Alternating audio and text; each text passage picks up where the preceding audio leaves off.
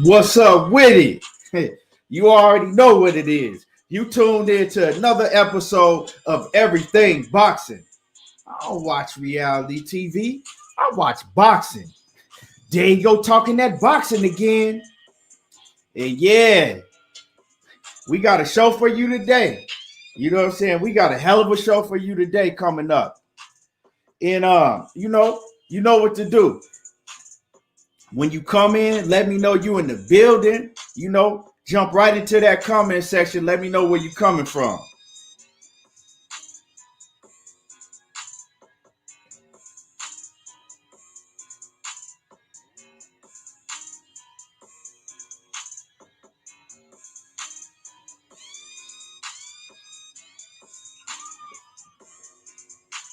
What's up with it, y'all? Yeah, I can't wait to man, today's show. Yeah, we got a hell of a show.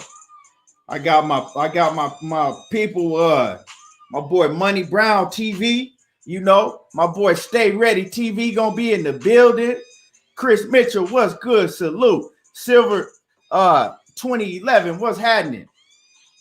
Let me get my people off in the building, and then we gonna get the show started. We gonna get into it.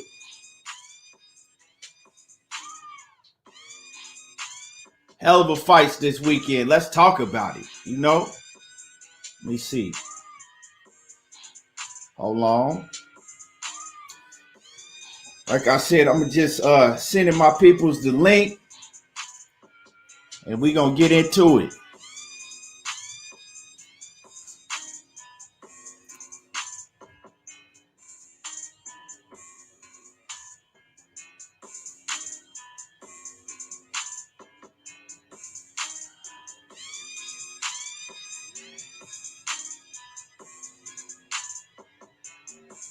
Michael Parker was good. He said, "Oh, okay, Robert. Yeah, for sure. What's good with you?" Money Brown, what's happening with you? What's going down, bro? What's going down, man? Really get the people this knowledge, man. You already know, man. Same pimp suit, just reheated. Hell yeah. To keep it ready to hear what we got to say about this motherfucking fight that happened on Saturday and how everything went. Man, it's a lot, man. It's a lot to talk about because shit. People been talking. Man. People been having a lot to say about this fight. As they should. It was a big fight, man. People been having a whole lot to say about this one. Let me let some people know that I'm on. Yes, we gonna get the show started soon.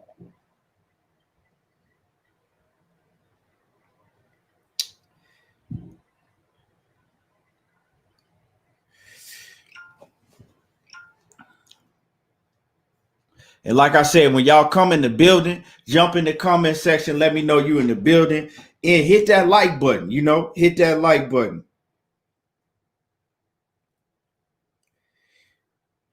What's good with you, Money? What you on? Chilling, man. Got some damn homework to catch up on. Other than that, nigga just been chilling. Ain't been doing too much. Yeah. Rams lost the game yesterday. Dropped. Man, I don't even want to talk about it. Who the Rams played? Yeah. They lost to the 49ers. The 49ers put it on the Rams. No, they ain't put it on. They got it by a touchdown. Hey. We dropped. I mean, he threw the man. He had a wide open touchdown to Cooper, man. Missed him on that one. Bam. Then Cooper dropped the touchdown in the end zone. Then we get down there, didn't get in the end zone. Man, it was just we did it to ourselves. But much love to the 49ers, though, man. They always play us tough. But then they came back full strength, too. So that was always good. My dog, Batman, what's going down, bro? I got to hit you up, Bat. What's going down, bro? What's good with you, Batman? Salute to you, my dude. Salute to my bro, Batman. And my condolences to you, too, man. My condolences go out to you and your fam, man. What? Huh? What happened? Oh, no, I'm talking to Batman, man. He lost somebody. He lost a close brother of his. Oh, my condolences then, man. I thought I was gonna hear the other shit. I was gonna say, oh fuck nah, bro. Man, my condolences to you, bet, bro. Man, much respect, champ. You already know, man. You one of the realest that's running around these sports. You feel me? And like I said, I'm just waiting for some people to get these notifications and stuff. We gonna start this show real soon because we got a whole lot to cook on. We got a whole lot to cook on.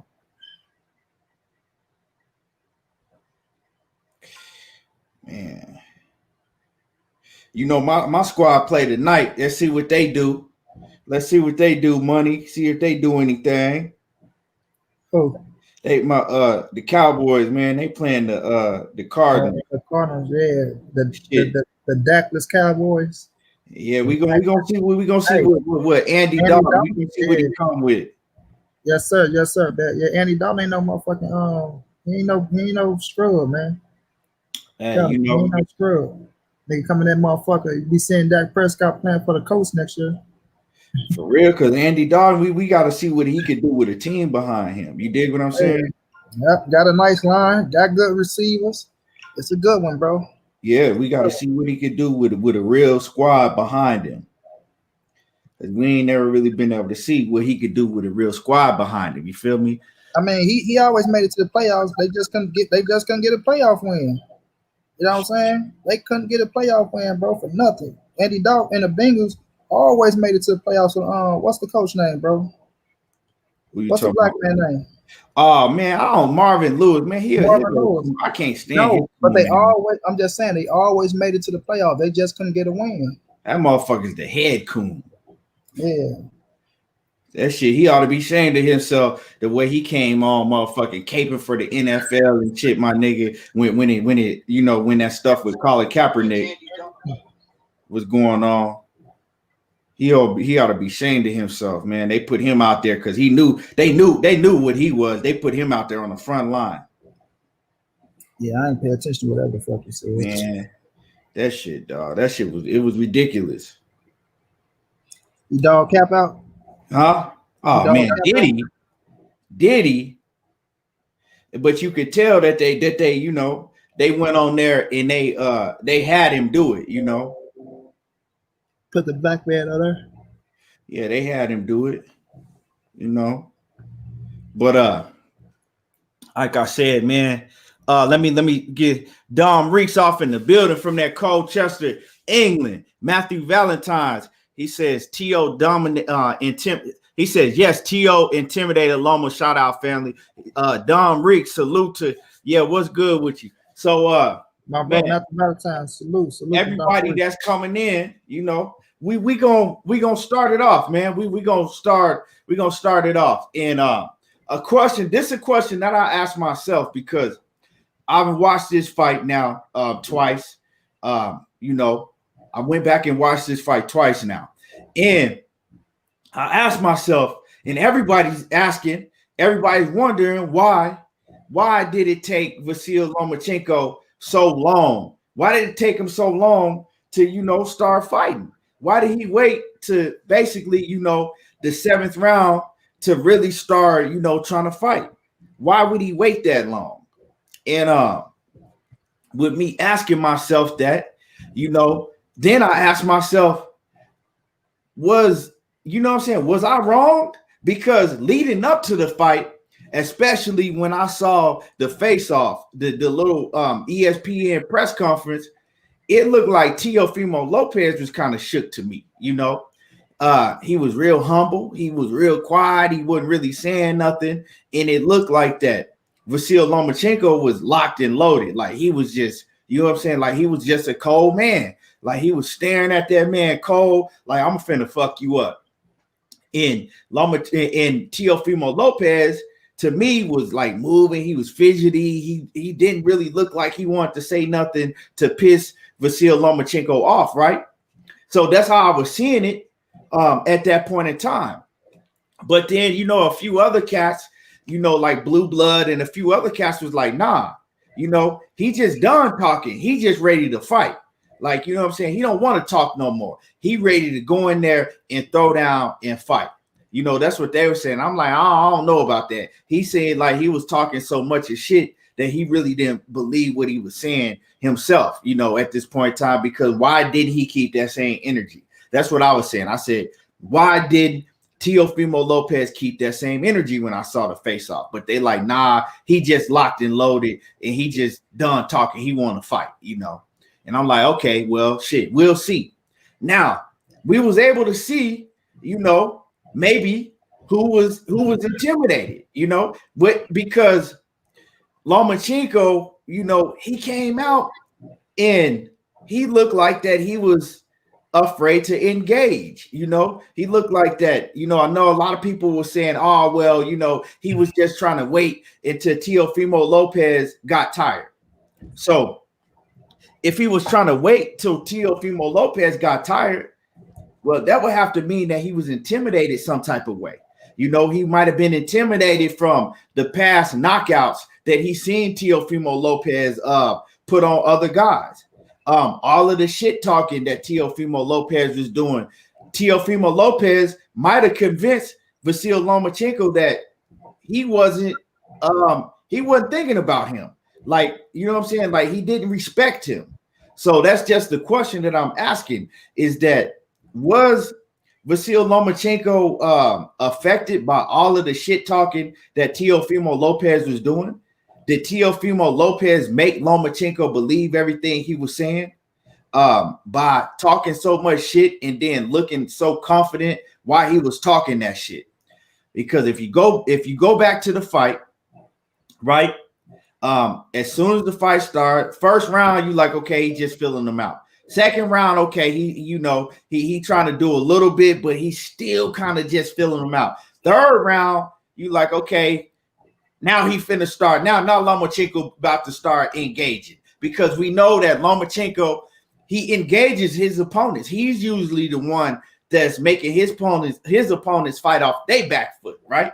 We don't really see him too much fighting off of his back foot. He'll take a little bit of time to download you, and then he going at you. We didn't see him doing that, right? Fourth round come around, he still didn't do it. Fifth round, sixth round, then like late, middle, sixth, seventh, he started really, seventh round, he really came in there and started trying to fight. So I think after 9 rounds, I had Vasyl Lomachenko. After 8 rounds, I had Vasyl Lomachenko down 6-2. So was it 6-2 I had in money when we did it live? Shit, I think after 8, I think I had it 6-2. I think you probably had it 7-1. No, okay, no. So after 8 rounds, I had it 6-2. I got the little notepad right here. I had it 6-2 after 8 rounds. So, what was it? Because Teofimo, what was it that Teofimo Lopez made him nervous when he established his jab early? Because Teofimo Lopez, he was putting that jab out early, letting Lomachenko know, you're not getting in here. And if you do get in here, you're going to taste these hard shots. Or was Teofimo Lopez intimidated by the power and intimidated by all of the hype that was surrounding Teofimo Lopez? Was Lomachenko intimidated by all the hype that was surrounding Lomachenko? What was it? Because what is the reason why he started so late? And that's the first question that I want to ask everybody that's in here watching. And I'm gonna let Money give his assessment too. But what was it? It had to be something because him. If anybody say to me that, oh well, he was just waiting for him to get tired and he knew that he was just gonna be able to beat him in the second half. Not a fighter on Vasyl Lomachenko's caliber, that don't cut it. As smart as he is, he has more sense to know that to start in the 7th round, you can't do that. So what was it? Was he intimidated? That's what I'm asking myself now as I continue to watch this fight over. I'm like, was he intimidated? Did he feel the power early? Early on. It was something. So let me get through some of y'all comments, and then I'm gonna let my man Money give his assessment of it. Let me see. Dom Reek says you still got it a draw. No, I don't. But and we're gonna get into all of that. Like I said, I'm gonna get into how I scored the fight after I went back and watched, a few of the rounds again. John Page says, my boy Batman. He says he think Loma got nervous when Lopez stopped Comey like he did. That could be it. That, like I said, was it that he was nervous due to the previous KOs, along with all the shit talking that Lopez was doing. Don Reek says that's what swayed the judges. I believe that Loma didn't start till late in the fight. I mean, that had to do everything with the fight. He didn't start. Silver 2011 says yes, he was. Victor Morales says I truly think he underestimated him, bar none. Yeah, I don't know, man. It could have. My boy Batman say he was scared of getting touched by something hard of Lopez. And that's what it really looked like, is that he was scared of getting touched. So he was waiting until he seen Lopez slowing down. And then he didn't see Lopez starting to slow down. So by that time, he ain't had no choice but to go in there and start getting it in. Some guy says Loma is usually able to create angles, with his footwork. He says, seems like he couldn't do that as well with Teo. That's a fact. I saw that too. Cristobal Flores says it wasn't a draw, but it was a lot closer. Yeah, I think that I think that come fight, this is it. Yeah. It wasn't them judges was crazy with them scorecards, but it is what it is. We're gonna get into all of that, So Money, with me asking that question, what's your take on that? You on mute. Lomachenko won the fight 9-3, everybody. You know what I'm saying? I feel like Lomachenko won 9-3. And I dropped the mic. Nah. Looking at the fight, bro. Salute G Mays. I was a little puzzled, man. I ain't gonna lie. Early on, I was a little puzzled, man. Like, I'm like, what the fuck? Like, okay, like I'm like you, Key. I'm like, okay, I know he waits to try to decode this little fighters the first or second round. He go, you know what I mean? All right, give it away, but then after the store engaged like he did with Rigo, like, you know what I'm saying? Just get him around the way, make somebody get comfortable, or get them to coming forward, and then he start, implement his game plan. Next thing you know, man, the third round came. I'm like, damn, what's up, Loma?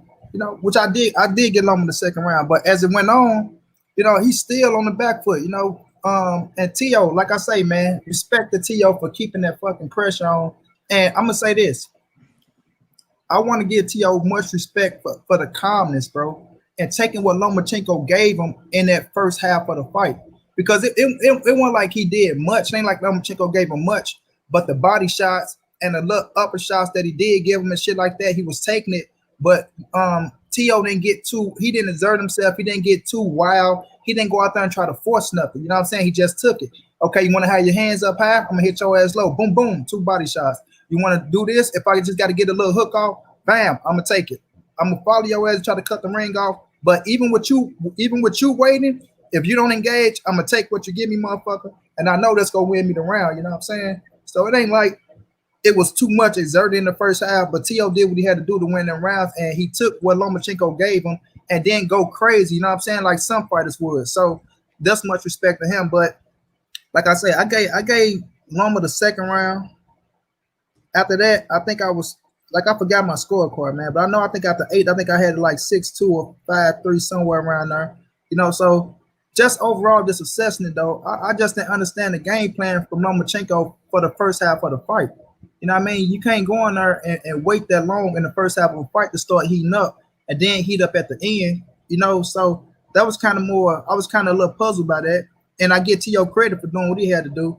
But the second half of the fight, it was a hell of a fight. It heated up. It's what it should have been from the fourth. You know what I'm saying? And what it should have been from the fourth. But who knows? Teo still probably would have got his ass. You know what I'm saying? Or probably would have caught him because Teo got real power. Like I was telling people, the kid got real raw knockout power to knock out A-class level fighters. I never denied that the power was real. And like my bro Batman said, he wasn't trying to get touched by none of that hard because you can feel that shit. You know what I'm saying? You can feel that shit when it hit you on the gloves or it hit you on the arms or when it touch your body. You know, like, okay, this motherfucker got that hot shit. You know what I'm saying? That shit hot right now. So let's try to cool that shit off a little bit, you know? But even with cooling it off, you got to do some body work. You know what I'm saying, Key? You got to go in there and touch him up a little bit, make him exert himself, make him reach, hit him with a jab, counter his ass, things to make him throw some shit and miss and go to the body to try to knock some of that steam up out of him. But Loma wasn't doing none of that. So even with trying to, with people say, oh yeah, we trying to gas him out. You can't gas him out if you don't got him working. If he not working, this kid young. He young, he hungry, he vibrant, he out in this motherfucker trying to make a statement. You know what I'm saying? So he coming. You know, so I was kind of puzzled about the first half of the fight. The second half, that shit started heating up, started getting good as fuck. You know what I'm saying? But credit to Teo for biting down, like you say, and banging it out with his ass even then. You know what I'm saying? Like, he always had something to come back with, you know. But Loma was in that motherfucker banging it out with his big ass, and Teo was big as fuck in the ring. You know what I mean? You going out, you can see how big a motherfucker is. Teo was big in that fucking ring, you know what I mean? And maybe that could have been intimidating on Loma, like, damn, this motherfucker big and strong, like, you know what I mean? And Loma, you know, Teo keep talking about I'm gonna knock him out. I remember when they interviewed Loma, he said, I don't want to knock him out. I want a 12-round fight. Like, I want it to go 12. So in my head, I'm thinking like, damn, Loma want to beat this boy ass for 12 rounds. He want to make a statement like, I'm gonna punish your ass for talking all this shit.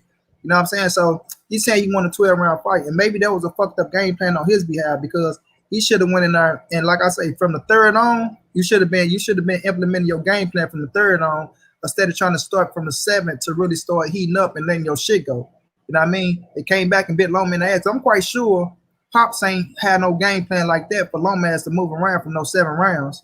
You know what I'm saying? I know that one Pops game plan. You know, I think it was Loma, the speed of Teofimo Lopez as well. Let's say that, because that nigga had speed that was good with countering. You know what I mean? Because that counter game and that uppercut, he wanted that uppercut bad as fuck. You know, but I just think overall, Teo's skill level impressed Lomachenko. His skill level and his ring got cute. Like, all that shit showed up. You know what I mean? When you fighting a high class fighter like Loma, you go be on your shit. And Teo was on his shit. Everything was raised to the highest of the highest.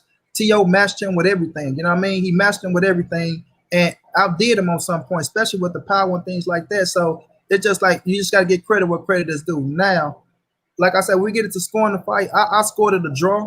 You know what I mean? I scored it a draw. Going back, me and Key watched it over. I looked at the 12 because I damn sure gave Teo the 12. But looking at it the second time, I kind of edged it to Loma. So I'm like, damn, Loma won that bitch by 1. But I went back and I say, nah, Teo won that 12. So I still got it a draw, me myself, bro. But if you got Teo winning by 1 or 2 points, I'm not pissed off. You know what I mean? Like I say, I feel like the right man won the fight. I'm not pissed off that Teo won the fight. So if you gave it to him by 1 or 2 points, I can understand that. But if you talking about a landslide, some shit like that, you crazy. You know what I'm saying? You crazy. But overall, one great fucking fight, man. It heated up. It gave us the excitement. It was a high class, high caliber fight. You know what I mean? Everybody enjoyed it. You know, a lot of people getting their rocks off because of personal reasons and shit like that, which it is what it is. But at the end of the day, man, it's a fight that we all can still go back and look at and say it was a good ass fight from the second half on. You know what I mean? So it is what it is, man. It's boxing. You know, Teo is the new king of the 135-pound division, hands down. He's the man that 135 to beat. And I'm giving that kid credit. It's his day. It's his time, you know, until one of these boys come beat him. He to do at 135, you know. So we'll see what's going down. Right. And you know what I want to add to that, right?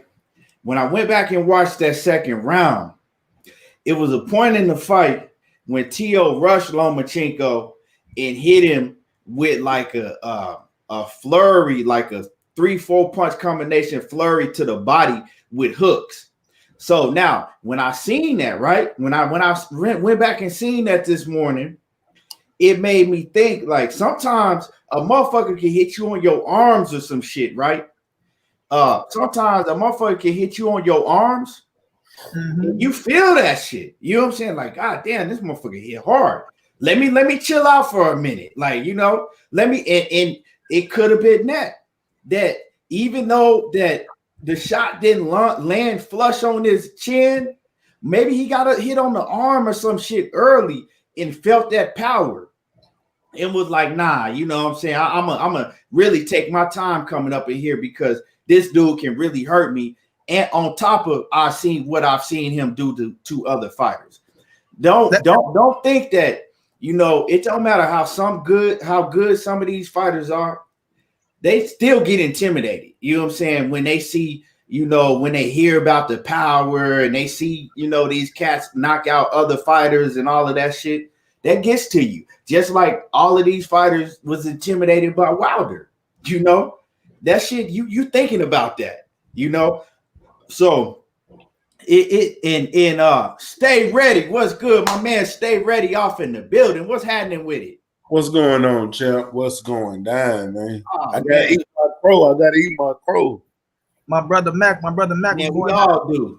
Let me say it before you get stay on. Keith. That's what I was saying though. Like you can, when a motherfucker hit you, bro. I'm talking about, you can tell if they got power. Keith. Even if that motherfucker hit your glove, you hear me? A nigga can hit your glove and that motherfucker push to your face. You'll be like, what the fuck? You know what I mean? You can tell somebody got bricks or not, bro. And he felt some bricks. He knew that boy had some bricks. Right. And Stay, I want to get your assessment. I'm gonna let you know, I'm gonna go over the question again, then I want to get your assessment. But before I do that, let me, get through some of these comments and get these little shout outs. Let me see.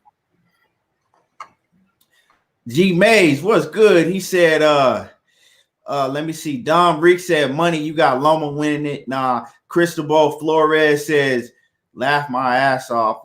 My boy Batman, he say he almost stopped Loma in the 12th round. He had him hurt. They was throwing leather in that 12th round. But Teofimo Lopez in that 12th round, he just showed he wanted it more. G May says, I say split decision. Loma waited too long. That's a fact. Matthew Valentine says TO1 period. Before you go on, I got a question with a lot of you dudes that keep saying split decision and draws. Like, I really got to question you guys, because there's no way possible that was a draw, split decision, or majority decision. Loma didn't win not one of those first 7 rounds. Not one. Huh? I had it a draw. How? Loma didn't throw nothing. He landed 2 punches for 4 rounds. I'm gonna let you go. I'm gonna let Keith finish. I'll let you go. All right. Yeah, I'm gonna let y'all cook on that. Stormy B man off in the building. What's good? Ellie Dogbay says he wasn't trying to do the same thing Floyd did to Conor. Victor Morales, what's happening with it? He says Lopez fought like he had nothing to lose. That's a throwback mentality, man. Facts. G May says more busy and T.O. didn't get too antsy. Yeah. Some guy says Bob Aaron ripped the judge Julie Letterman yesterday. I agree, she should be fired, man. I don't know what she was watching. J.A. Dixon says salute. Loma got his ass beat and lost me some money. Loma barely threw a punch until the 7th round. Man, he lost me a whole lot of money, man. These motherfuckers, they eating off of me right now. Ah, damn. Roy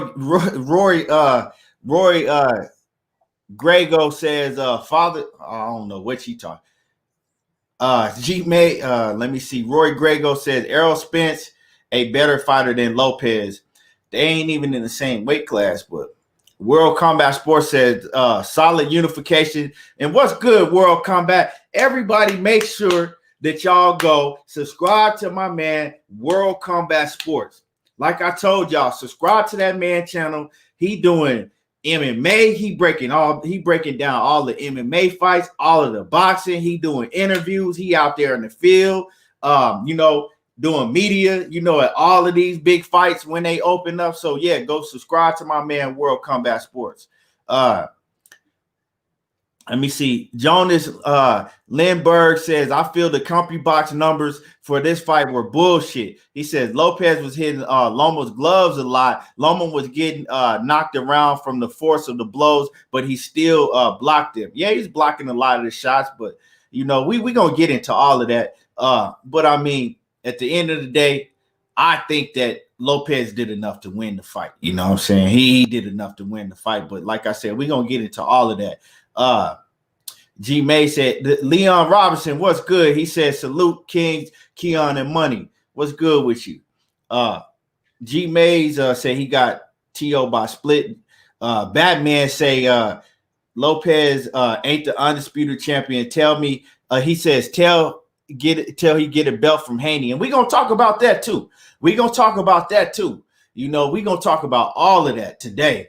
That's why I'm saying we got a jam-packed show because we just beginning. And then, you know, we're gonna let Stay Ready and Money, we're gonna let them, you know, get it, you know, because they seem like they disagree, you know, cold-heartedly on you know, how the fight went. Mike Rhymes says, I tried to tell people Lopez is a complete fighter, and Lomachenko admitted the kid has a high IQ and power will make you change your game. Yeah, we underestimated Lopez's boxing skill and his IQ.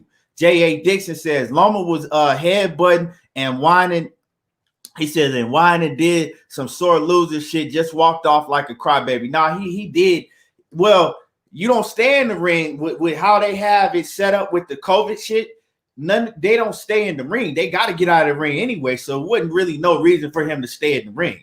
But he did talk. It ain't like he didn't give no interview. He gave an interview, you know, but backstage. So he ain't just walk all the way out like that. Matthew Valentine says hit hard as heck. Champ Ross was good. He says Loma felt the power. I think he underestimated the speed of Teofimo. He says, and once he seen it firsthand, some of his plans changed. And Stay Ready and Money. Champ Ross, he got a boxing fantasy league, and I know I had told you about it already. Money. He got a fantasy boxing league. So what it is, it's weekly winners every week, and you get money every week, and you just gotta pick. Like he'll give you a list of the fights. You got to pick the fights. You got to pick the fights. Of course, you got to pick the winner of the fight. But so if it's a KO, you got to pick the round that you picking for the KO. And then you got to pick if it's going to be a unanimous decision or some, you know, all of that. And then I don't know how his scoring works, but then he scores and his weekly winners. I need to definitely get on that, like ASAP. Yeah, Champ Ross. If you still in the building, let me know if you still accepting, because the first week just started. So let me know if you still accepting people in the fantasy league, because a lot of people interested in that. Yeah, he got a lot of cats in there too, man. It's a lot of cats in that in the fantasy league. Stormy B Man says he says this to Stay Ready. He says salute, Stay Ready. He says well, we did say we needed to see something from Tio. He says we hadn't before, and he says, and it was him boxing behind the jab like a son of a gun. Yeah, man, he was, and I want to talk about that too, man. He established that jab early on. I do want to mention that, and you're right, Stormy. We said that jab was beautiful. The only problem I had with him is, like, you remember I told y'all he don't have a jab. He still don't know how to set up his shots with the jab. He just stuck it out there and kept it in Loma's face. But if he knew how to set up them power shots with that jab, he could have knocked Loma's ass out. Yeah. He don't know. The jab sets up everything. All he did, like, he threw it perfect. Like, that jab was beautiful. I ain't gonna take nothing away from it. But if he knew how to utilize that jab to setting up other shots, he could have knocked Loma's ass out. Especially if Loma came inside. Right. G May says, I think Loma was gun shy after watching Comey get stretched like that was he says Loma was lightweight scared before they even fought, in my opinion. Man, it could have been, you know. 119 to 109 was crazy. My book was good. 503 line in the building. He say, salute to my crow eating brothers. He said, was it no draw Saturday? He said, Loma didn't even win 5 rounds in his opinion. Corey Moe in the building. He said, salute. He said, also hit the fucking yeah, y'all hit the like button. 503 said, crow eating brother. All three of our ass eating crow up here. 503. I'm over eating right now. I got a little crow sauce, 503. I got a little crow sauce. I bought the crow sauce with the little crow powder and shit. He mad. Man, dog. Man, bad. It was a bad night, man. Corey Moe off in the building. Salute. Yeah, and y'all hit my like button. If you in the building, hit the like button, right? Before we even go on, hit the like button. You know, before we even go on and let my man Stay Ready, you know, cook, because he got a lot to say about this situation, about this fight. Hit my like button, right? make sure that you subscribe to Money Brown TV. Go over to YouTube and subscribe to Money Brown TV. After you do that, go to YouTube and subscribe to Stay Ready Boxing TV. It don't take you no time. You can get that done in 5 seconds. Ain't no reason that you ain't subscribed to Money Brown TV yet. And it should be no reason that you ain't went and subscribed to Stay Ready Boxing TV yet. Yeah, for real. And I just, like, you know what I'm saying? That's going to take 5 seconds out of your time to do that. And hit the like button while you at it. Let me see. Story B-Man says someone needs to ask Papachenko to explain their game plan. I want to know what they were on. That game plan was stay away from that power. Jupiter B off in the building. What's good? Yarman Yarden, what's happening? Champ Ross says, yeah, you can join at any time. He says, shoot me an email. Let me put Champ Ross's email. Let me put it in my notes and then I'll shoot it to y'all. Or y'all can see the comments, can't you? Well, yeah, but I can't. Okay, yeah. At the moment, I'm still messing with these videos. Like I just. Okay, yeah. I'll put Champ's name. I'll put his email in my notepad right here, and then, like I said, I'm gonna shoot it to y'all, and then he'll get y'all in the fantasy league. And it's free to join, you know what I'm saying? But you know, if you want to, just shoot him a donation, because like I said, he pay out every week to the winners and shit. So you know, you can shoot him a little donation. All right, Yep, I got it right here. So I'm a text it to y'all when we done with the show. And then you could just shoot him an email. He said, shoot him an email. You can check out the Facebook League page, Fantasy Boxing Predictions. So everybody that's on here, like I said, my man Champ Ross, he got the Fantasy Boxing League, right? And his Facebook, the Facebook League page is Fantasy Boxing Predictions League, right? And he said you can send him a message on there too. All right. Ralph, what's good? He says, if Lopez is not your top 5 pound for pound, then Bud shouldn't be in the top 5 pound for pound neither. Hey, man, a lot of people going to be mad, but I agree with you. But, you know, it depends on if your criteria is the same criteria what you said for Bud, where you got to put Teofimo Lopez in there. Bruce Gold says, salute. Money Brown, Keon, and Stay Ready. What's good? Frank De Niro, what's happening with you? Oh, yeah, for sure, champ. Leah Johnson says, I was watching this in Facebook. He said, Lopez has power. He says, Lucia Johnson said, Lopez has power. Loma felt that power. She said, Lopez has speed that fucked Loma up. Loma was not expecting that. And she says, I'm with Stay Ready on this. It wasn't no draw. And salute to the Queen, Lucia Johnson. Salute to Lucia. Yes, sir. Jupiter B says size was not an issue. Campbell had more range. Loma was outskilled. Tio did not muscle Loma. Tried. He said tired of the excuse. Nah, he did muscle him. And to me, when they got in on the inside, it looked like Loma was kind of stronger than Teofimo Lopez when it came to just the brute strength, because he was able, you know, to do more when they got in, when they locked up. I noticed that. Lucia says Lopez with 7 to 8 rounds. That's not a draw. She says, KT, you wouldn't have lost your money had you looked at my post on Facebook. I didn't see your post, Lucia. But stay ready. I want you to give your assessment. So basically, what I had said before you came in the building, I said, do you think that Lomachenko was intimidated on the events leading up to this fight? Did Teofimo Lopez intimidate him? Meaning the past knockouts that he had seen Teofimo, the dominating knockouts that he had seen Teofimo Lopez put on, and all of the shit that Teofimo Lopez was talking, you know, leading up to the fight and looking and doing it. Do you think that he could have intimidated Lomachenko, you know, before they even stepped in the ring? No. Intimidated, no. Make him more aware of Of his power, yes. What I saw from Loma in the first couple rounds was that he already was aware of this kid. This is a bigger weight class, it's bigger than him, so he knows he's coming in with more power. The power is there.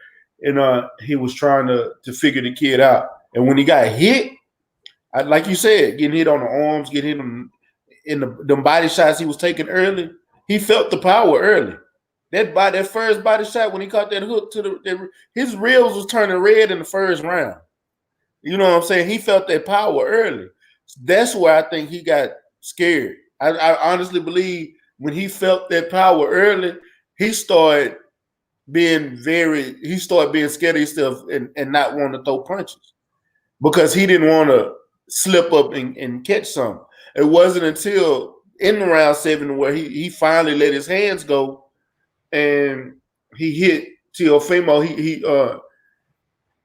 He kind of got more comfortable letting his hands go and being in that ring. But early on, he was throwing that jab, knowing he wasn't hitting something. It was like he was putting it out there to keep Teofimo away instead of putting it out there to try to get inside so he could go to work.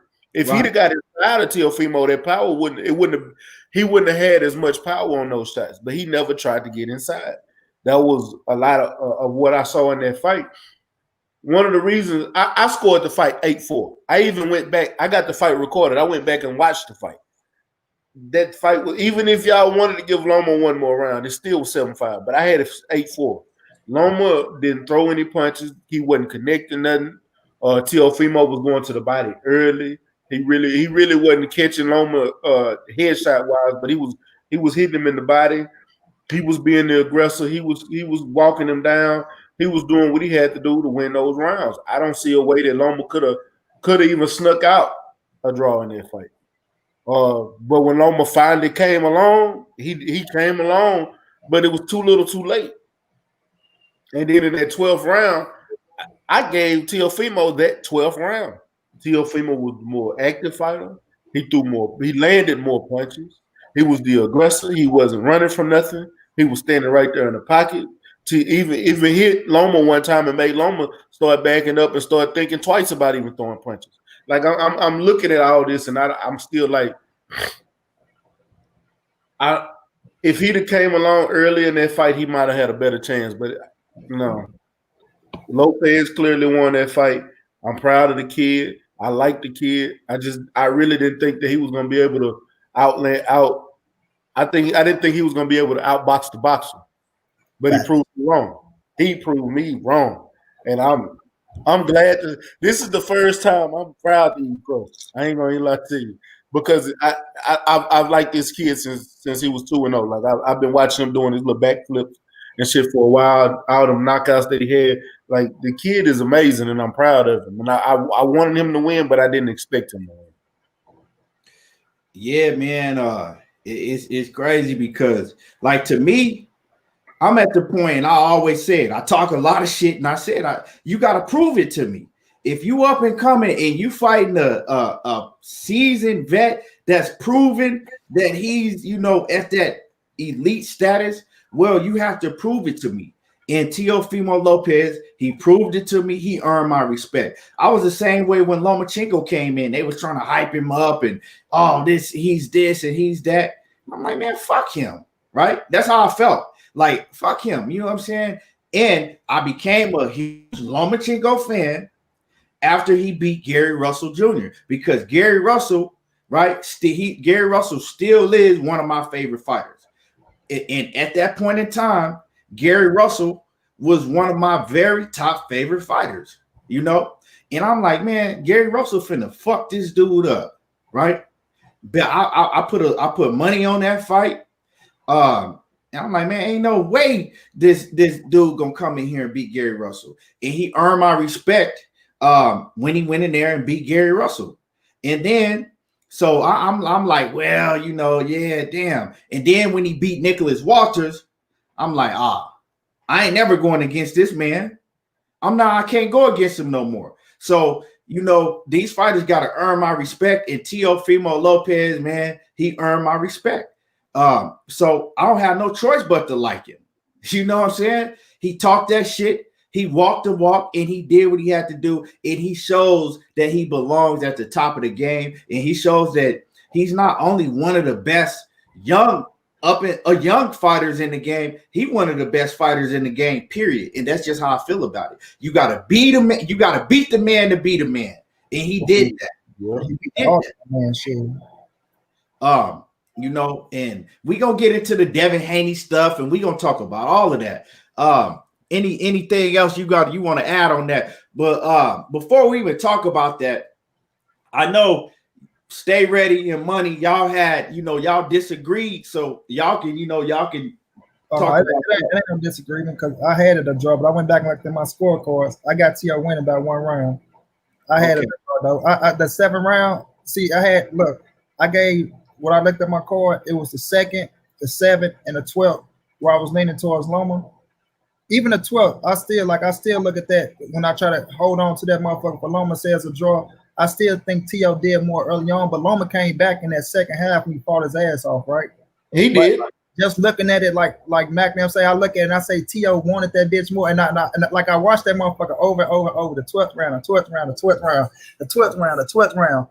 I still think, like everybody say, the point where he hurt him real bad, that did it for me. That did it for me. You know what I mean? And a lot of people keep saying Lomachenko headbutted him on accident. Listen, when you got a southpaw fighting, an orthodox fighter, that type of shit happen all the time. Heads go crash. Heat of the moment. You know what I mean?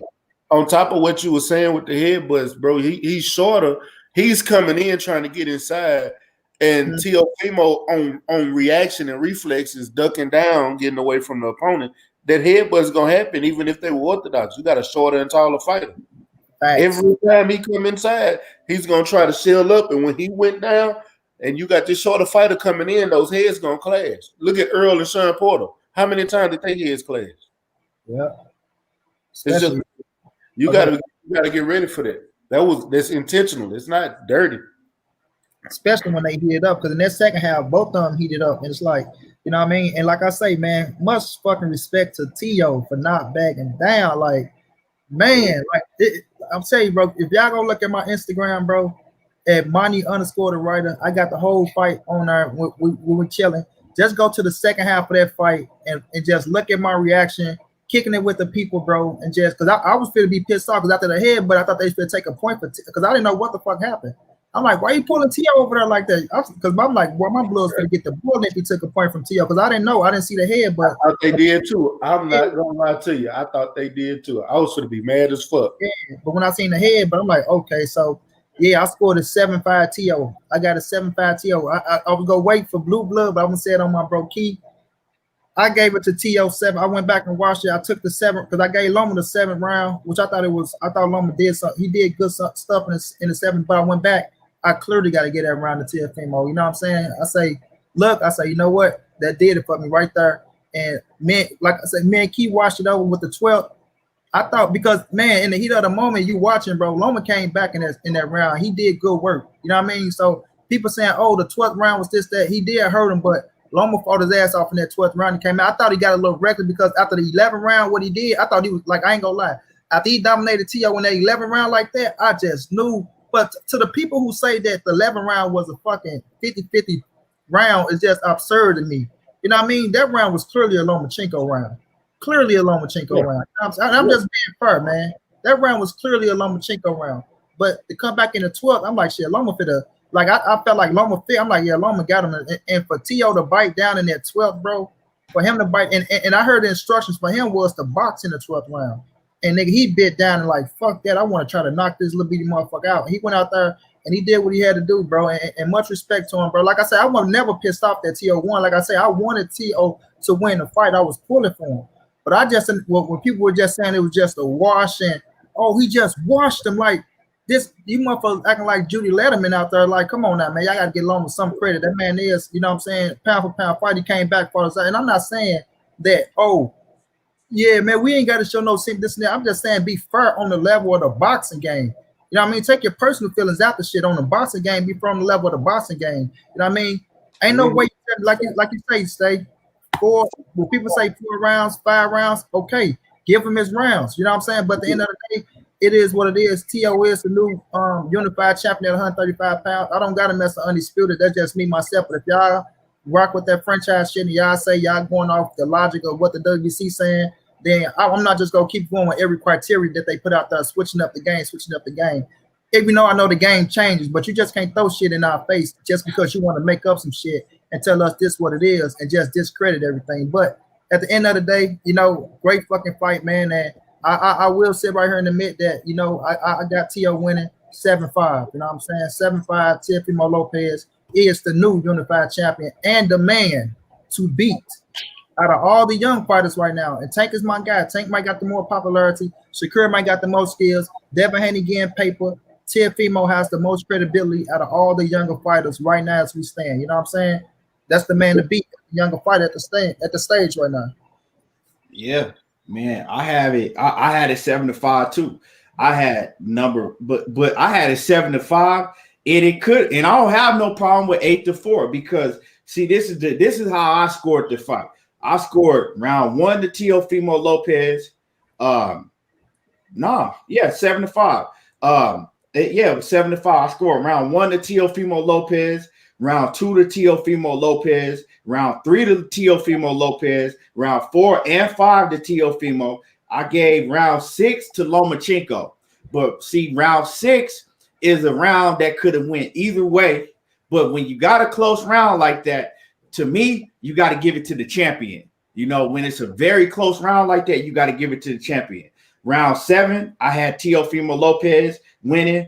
And round 8, 9, and 10, and 11, I gave to Lomachenko. And then I gave Teofimo Lopez the 12th round.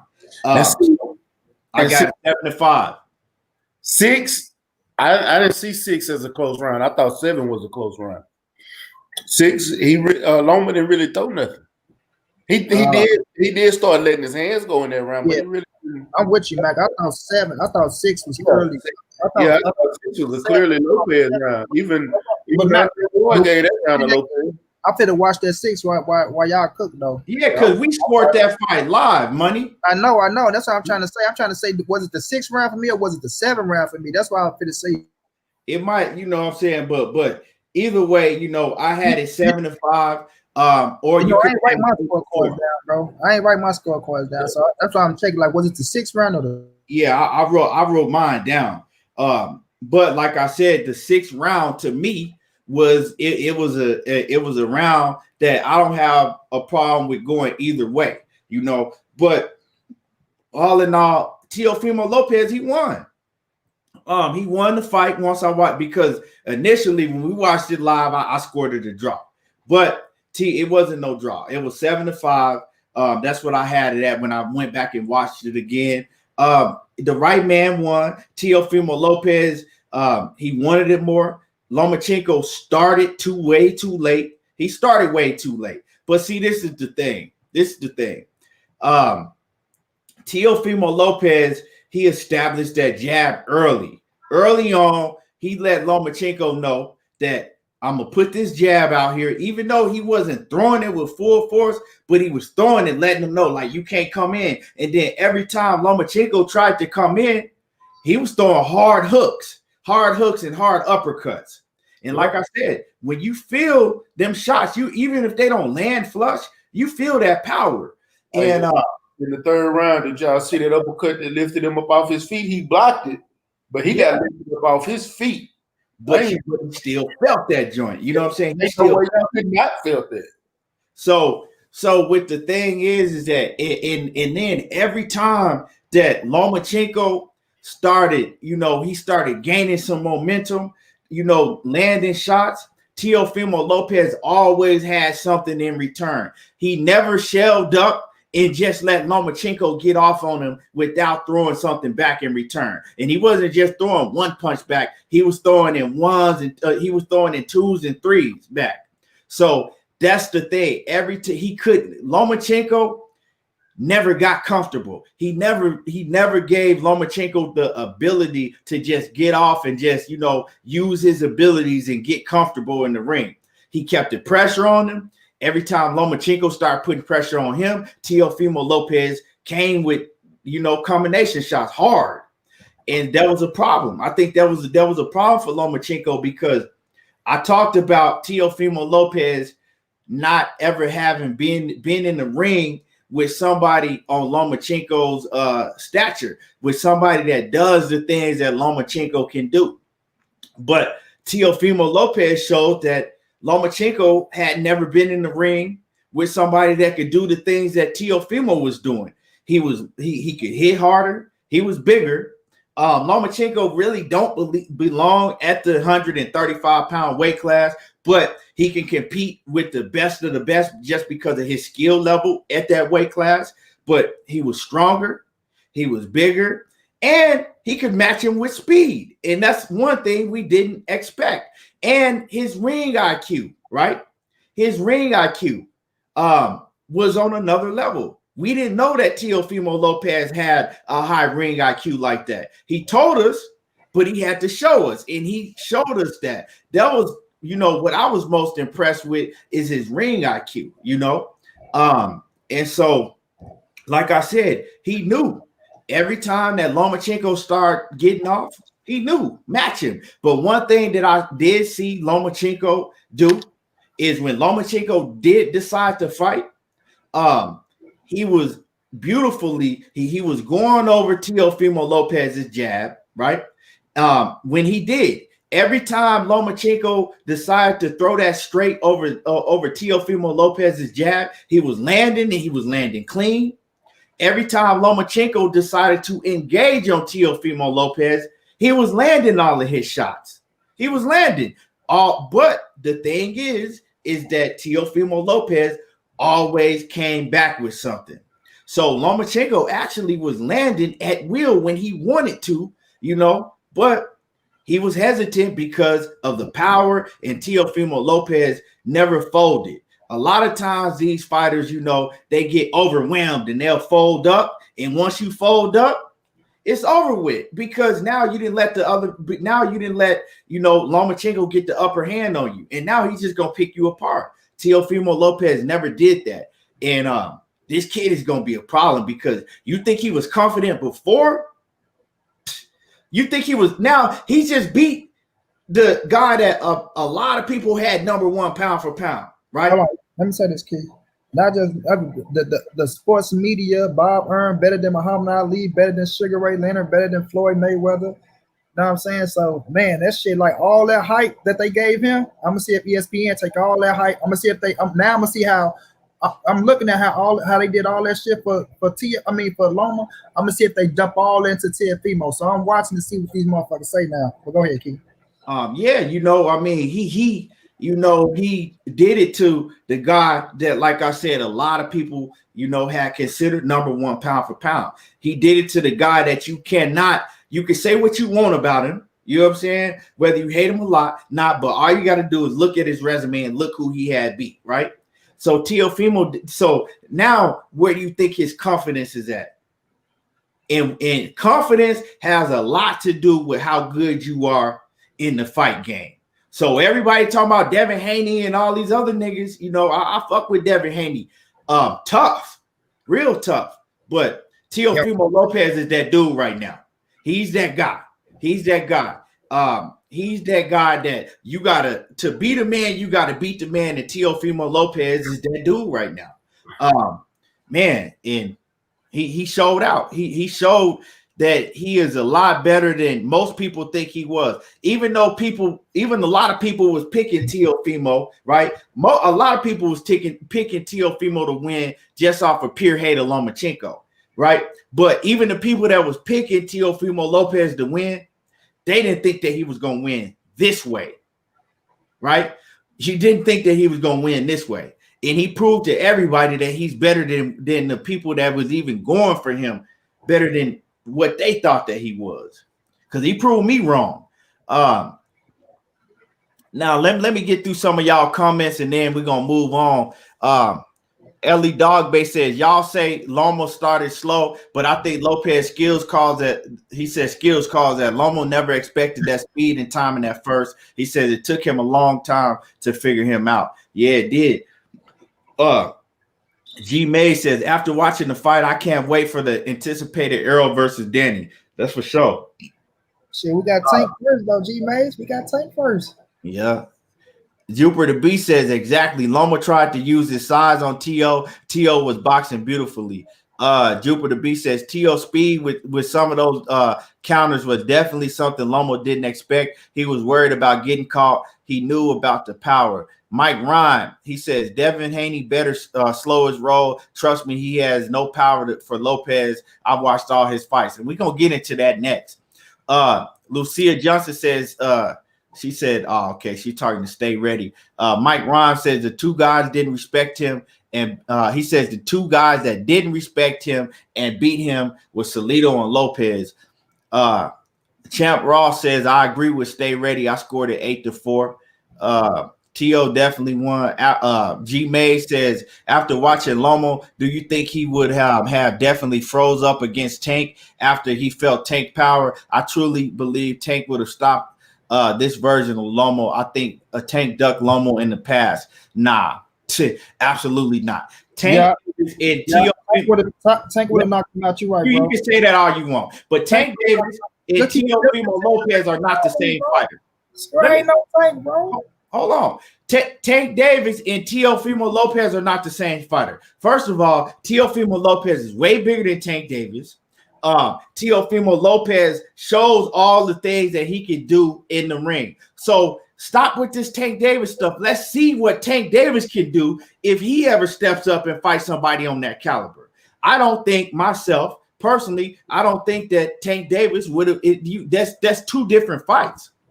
That's two totally different fights. You know, he could. You know what I'm saying? But we can't just say like, oh, Tank Davis would have knocked him out. Why? Teofimo Lopez and Tank Davis, that's two different fighters. Teofimo Lopez probably, to me, Teofimo hit harder, and he's a lot bigger than Tank Davis. A lot bigger than Tank Davis. Tank would have knocked how big Teo was in the ring, and he does a lot more. He does a lot more things in the ring from what I saw on Saturday night. So you just got to get them. You can't really compare. You got to get them in the ring and let them fight. But at the end of the day, Teofimo Lopez took the fight, right? He got in there and he proved it. So let's not try to put Tank Davis on the pedestal because Tank Davis didn't get in the ring with him. Teofimo did. So let's let Teofimo Lopez enjoy his victory. Let's let him enjoy his victory because he didn't get in the ring. Devin Haney calling Lomachenko out, and Teofimo Lopez called him out and got in the ring with him. Let's talk about the guys that was wanted to get in the ring, really, that was, at his neck. That's why we're going to talk about Devin Haney, because Devin Haney really was supposed to be in the ring and want to be in the ring with him. So we could talk about what happens if Devin Haney get in the ring. But Tank knocked him out, everybody. That's what you think. Let me see. Hold on, let me see. Jupiter B said T.O. definitely won the last round. Yeah, he won that last round. Nick Diaz says, looking back, Teofimo psyched himself out. He says his confidence grew in the fight. Loma gave T.O. too much respect. Yeah, he did. He did. When you let a young bull, see, this is the thing. If you a veteran like Teofimo Lopez, right? Okay, I got you. You gotta stay ready. Put his email in the thing. Right. Put his email in there. Yeah. But so if you a young bull, right, like Teofimo Lopez, Lomachenko, he was supposed to jump on him early, right? You supposed to jump on him early. Put everything you can do early. Don't let him get his confidence, because once his confidence starts growing, you making it harder and harder on yourself, right? Because Teofimo Lopez, whatever he said, I feel that he like, man, well, I got to get in the ring and I got to see if he's that good. You supposed to show Teofimo Lopez that you're that good right off the bat before he can start building his confidence, but he let him build his confidence. Mike Ron says, you can't get comfortable against power. Yeah. Let me see. Ruiz says, good point. When they were both exchanging, you see difference in skill sets, but when it was a battle of IQ, longer, bigger fighter won. Victor Alvarez, I see you in here. Lucia Johnson.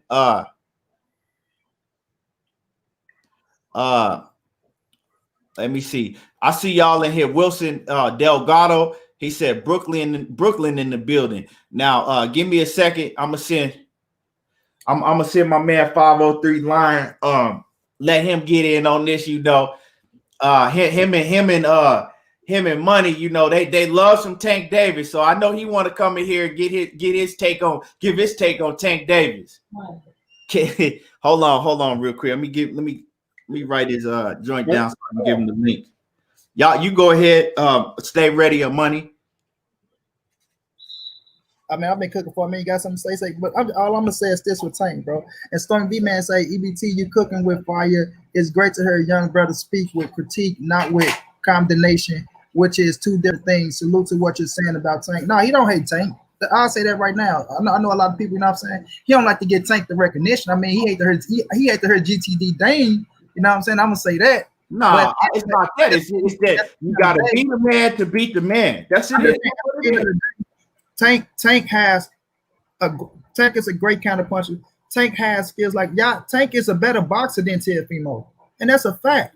He's a better boxer than Teofimo. Now, y'all critique them because y'all will say his weight and things like that, and I will let y'all get that off. You do got to be more. You do have to be more. You know what I'm saying? Living the boxer lifestyle of coming out every fight on point. You know what I'm saying? Every fight on point because people look at certain things and critique certain things. You know what I'm saying? But at the end of the day, man, Tank would have, and I've been saying this from day one. Tank will knock out Lomachenko. I'm not gonna stall on my word. I still believe you. After watching him fight Teo and seeing what Teo did, I'm not taking Teo credit from him. Yes, Teo got in there. Teo did what he did with him. But I think Tank, that being low, I think Tank is faster than Teo. I think Tank do better body work. And I think Tank is a better counterpuncher than Teofimo. Even though Teo is a bad boy, he's a bad boy. That's just when I look at Tank. I look at all the young boys, but I say Teo is the guy to beat.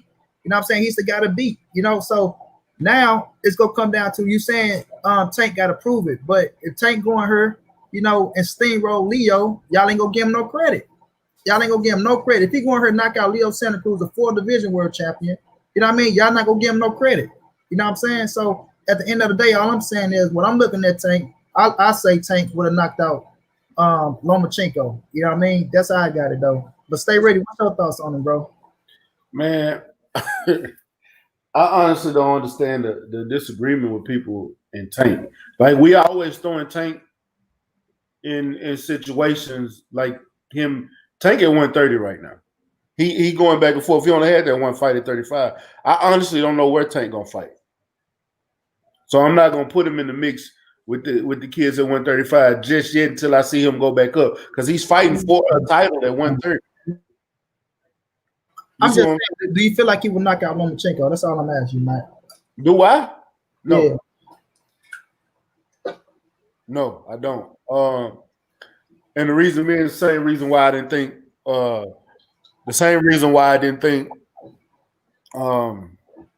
Lopez was gonna knock him out. It's nothing against the power of Tank or Teofimo, but you got to look at the boxing acumen of Lomachenko. You know what I'm saying? Lomachenko knew how to stay away from Teofimo's power. He got hit, but he knew how to stay away from. He knew how to survive. Where's my brother 503 at? I sent him the link. Money Brown, he wants some backup. He bring the backup. I respect y'all opinion, bro. But y'all got dollar opinion. I'm letting Mac finish. My bad, Mac. I sent the link though. Yeah. Go ahead, Mac. My bad, Mac. But yeah, I don't think Tank a knockout Loma. See, we got to stop there too because y'all got to look before we start saying that a fighter is guaranteed to knock somebody out. You got to look at that opponent they facing too. You know, I was one of the ones that said I thought Earl was gonna knock out Sean Porter, but then you got to realize Sean Porter ain't never been knocked out. He got a beard on him. Shit, Lomachenko know how to stay away from that power. He know how to move. That's a fact. So I don't think Tank will knock him out either. I think if Tank win, it'll be the same. It'll be in a similar fashion of Lopez. But Tank do know how to set his shots up better. So if somebody were to knock Loma out, it would be somebody like Tank or Tank. Yeah, Tank. Because Tank do know how to set them shots up. Tank got a great jab. Mike Ryan, you crazy, bro. Look what he said, man. He said, but in a fight, Lomachenko will be the bigger man against Tank. You smoking crack. Right. Like, please stop. Stay out. Drugs are bad, okay? Y'all, look how short Loma is. What? Wait. Loma actually he taller than he taller than Tank. He's not wider than Tank is wider, but yeah, taller than Tank by 1 inch. But Tank like 5'5". Lomachenko 5'7", I think. I thought Tank was 5'6". Yeah, I think Loma taller than him, but I think Tank. I know Loma taller than him. He's not big. Well, they got Adrian Broner at like 5'6", right? So Tank shorter than AB. Yeah, true. Man, they be lying on these fighters' height all the time. Yeah, they do. So I honestly don't know. I told you they got hold on. They got the Charlo brothers and they got Jamal and Jamel is 6 foot. I'm 6 foot and them they bigger than me. Right. I thought Maul was like 6'1", 6'2". Shit. Go look it up. It's gonna say 6 foot on there. Maul is taller than me. Right. And I man. Boy, you say GTD, boy. Hold on. Wait a minute. How long? Oh, because you always coming with this man. Let that man have his. I ain't said nothing. G Mays came with it. I ain't said nothing. Why does everybody always Tank don't even fight at 135? He said he don't even feel comfortable at 135. Then here y'all come. Oh, if that was Tank would have knocked him out. Let that man have his shit. Let him have his time. Tank a champion with that Tank shit. But Tank name is right up under all their names. Javante Davis. Didn't even fought nobody yet for y'all to be saying that. A champ at 135, bro. Come on, bro. Let Tank fight somebody and prove that he can do what that man did. Tank is the star. That's all I'm saying. He said Tank is the star. Whoever fought Loma out of the group was going to get the credit. All right, I said that, bro. I say right now, hands down, T.O. is the man. Out of all the younger fighters, T.O. is the man. Even with my dude Shakur. I'm talking about with Shakur, Ryan Garcia, Jerron Boots, and T.O. man. If y'all haven't seen his post fight, bro, man, when I tell y'all that's how you want a champion to talk, bro. And I believe every word that came out of that kid's mouth. I believe every word that came out of his mouth. You feel me? He say everybody want to be Money Mayweather, but you got to be Pretty Boy Floyd first. You got to fight all these people. You know what I'm saying? But sometimes, even if you're fighting everybody, you got to know how to talk. And he can talk. I just think he on the wrong side of the street. You feel me? I think he on the wrong side of the street. Money coming around. I don't know what you mean by that, Victor Alvarez, about money coming around. I don't know what you mean. You got to elaborate a little bit more. I mean, I don't know if that's a shot or what. So you gotta with me, you gotta explain something. But yeah, I give T.O. all the credit, bro. Like I say, he a beast. That boy's a monster. He is the number one guy, like I say. And he on my top pound for pound list because that shit was major, bro. That was major. Like I'm watching everything he do. And it ain't that, like I say, even in the early rounds in the Loma fight, it ain't that he did so much. It ain't that he did so much, but because Loma didn't give him too much. But he took what Loma gave him, bro. He took what Loma gave him. So at the end of the day, that's a high IQ. That ain't like I'm not gonna go out here and just try to rush it and get you because you moving back, motherfucker. Nah. If you'll give me a few body shots, I'm gonna take it. If you'll give me a few head shots, I'm gonna take them. But it was adding up, and he was banking them rounds early. You know what I mean? He was banking them early. He didn't get too courageous. He didn't get out of himself. You know what I mean? He stays sharp in there. And like I said, when you fight somebody like Lomachenko, it do raise your level. It raise your IQ. Like you got to be on point for everything. And T.O. was on point for everything. And he never let Loma get comfortable in there. I liked at that point. He never let Loma get comfortable in there. Everything he did, he was coming back with shit. So that's how I said if he was going to beat Loma, that's what he was going to have to do to beat Loma. He was going to have to stay like that, get in there, make Loma ass think, But Loma, he got to fight himself for starting too late. You know what I mean? Starting too late. He had a chance, but you know what I mean? You gotta get T.O. credit for doing what he did to force his ass to bag up and fight that kind of fight. Because like I say, I'm quite sure Lomachenko daddy game plan went for him to move around like that for that whole first half of the fight. You know what I mean? I think that was in the mind of Lomachenko, and him saying he want to knock him out in like the 6th or 5th round, it ain't gonna go something. You know, so at the end of the day, you know, you gotta get credit to Teo for doing that. Stormy say Tank had the chance before Teo to challenge Loma. He was too busy being a star instead of battling to prove himself a star. Hey, when you that type of guy though, Stormy, you know what I'm saying? When you in front, you feel me? You following what your team say, you go do what your team tell you to do. You go follow your team. If your team doing everything right for you and it's adding up, you becoming the star. The money's coming in there. You become a world champion. You ain't gonna disregard what they talk about, bro. You ain't gonna disregard and go against your team, regardless if you want to fight a fight or not. You ain't gonna disregard and go against your team. You go follow the game plan, and that's what Tank doing. And you know, Tank young. You got to start him when you got a young fighter like that. Of course, you up on the Mayweather. Of course, you go listen to what Mayweather say. Even right now, like people talk, oh, he beefing with Mayweather. He doing this. He doing. Someone Mayweather make a phone call, talk to them kids. Where they be? Right back up on the Mayweather, because Floyd got the influence to tell them kids what to do, bro. And he guided Tank the right way. You can't be pissed off at him. You can't be pissed off at him. You know what I mean? Did he start Tank in the right direction yet? You know what I mean? Did he not tell Tank he's gonna make him a pay-per-view star? You know, well, I ain't gonna say he's a pay-per-view star now, but he's fit to fight on pay-per-view. Did he not tell Tank he was gonna make him world champion, 2-division world champion, 2-division world champion, 3-time world champion, 2-division world champion? So if your team is doing the right thing and they guide you in the right way to build you to what they, you know what I'm saying, to what they want you to get to, you go follow what your team say, bro. Yeah. What you got on that? Stay ready. How's Tank a naturally 130 pounder and people get older and they get bigger, bro? So y'all gotta quit it with natural type of shit. You know what? I'm gonna tell you the funny thing is I hear people saying natural all the time.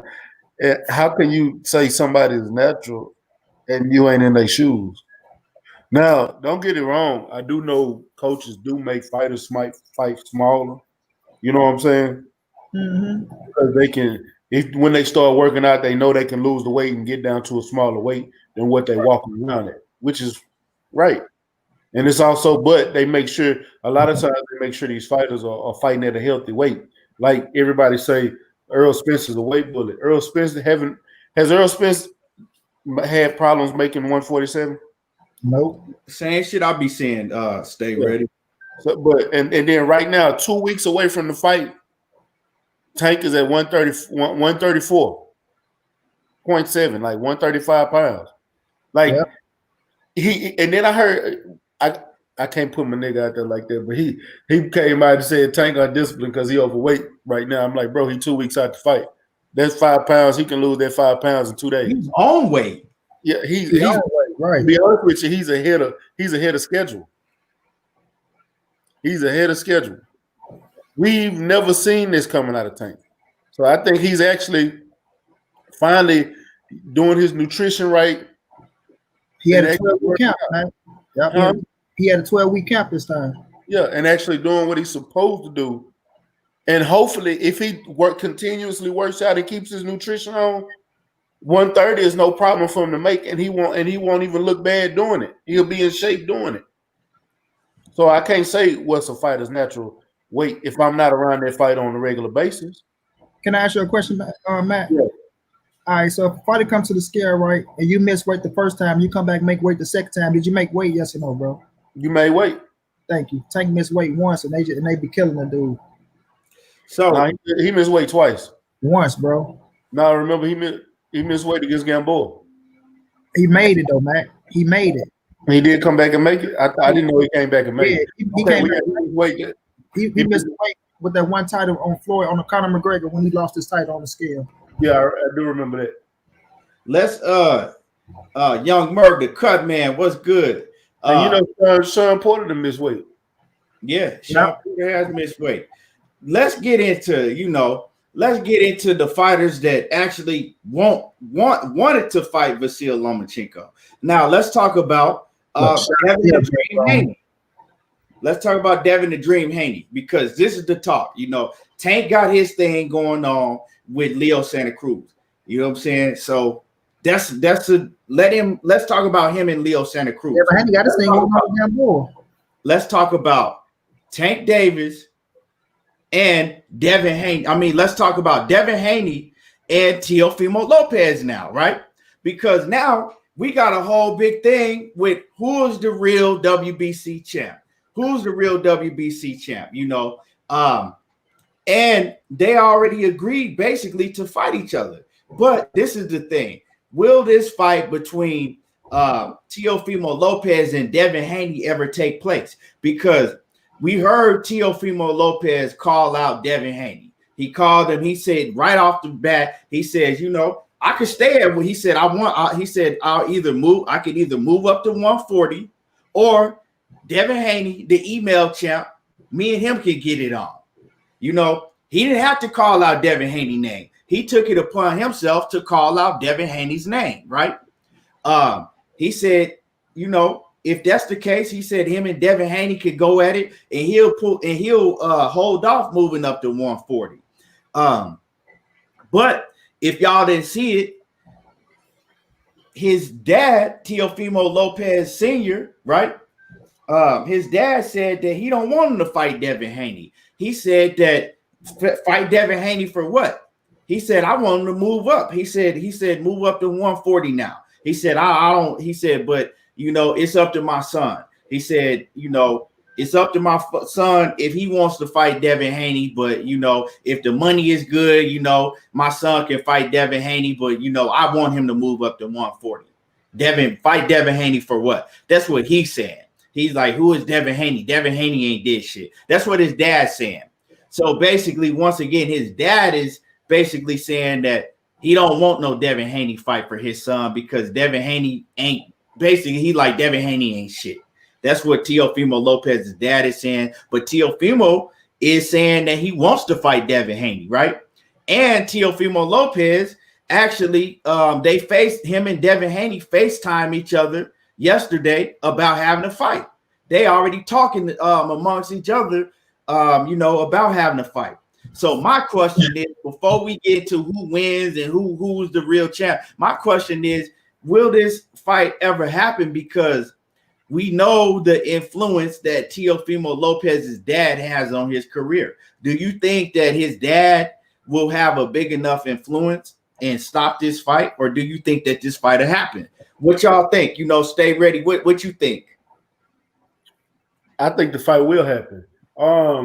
It's at the end of the day, even the father said it's not about what he wants, what he say, it's what his son wants to do, because his son is the champion, he's the fighter, he's the one putting his life on the line. You know what I mean? So I do think it's gonna happen. And Devin Haney is the real champion. It ain't nowhere around it. I don't care what nobody say. He got the WBC title, that franchise title. I know they gave Teofimo a WBC belt, but bro, that's the same belt as the regular WBC title. So where's the WBC franchise belt? What differentiates those two belts? Mm-hmm. Like I want to know that personally. It looks the same to me. It looks like the WBC interim title.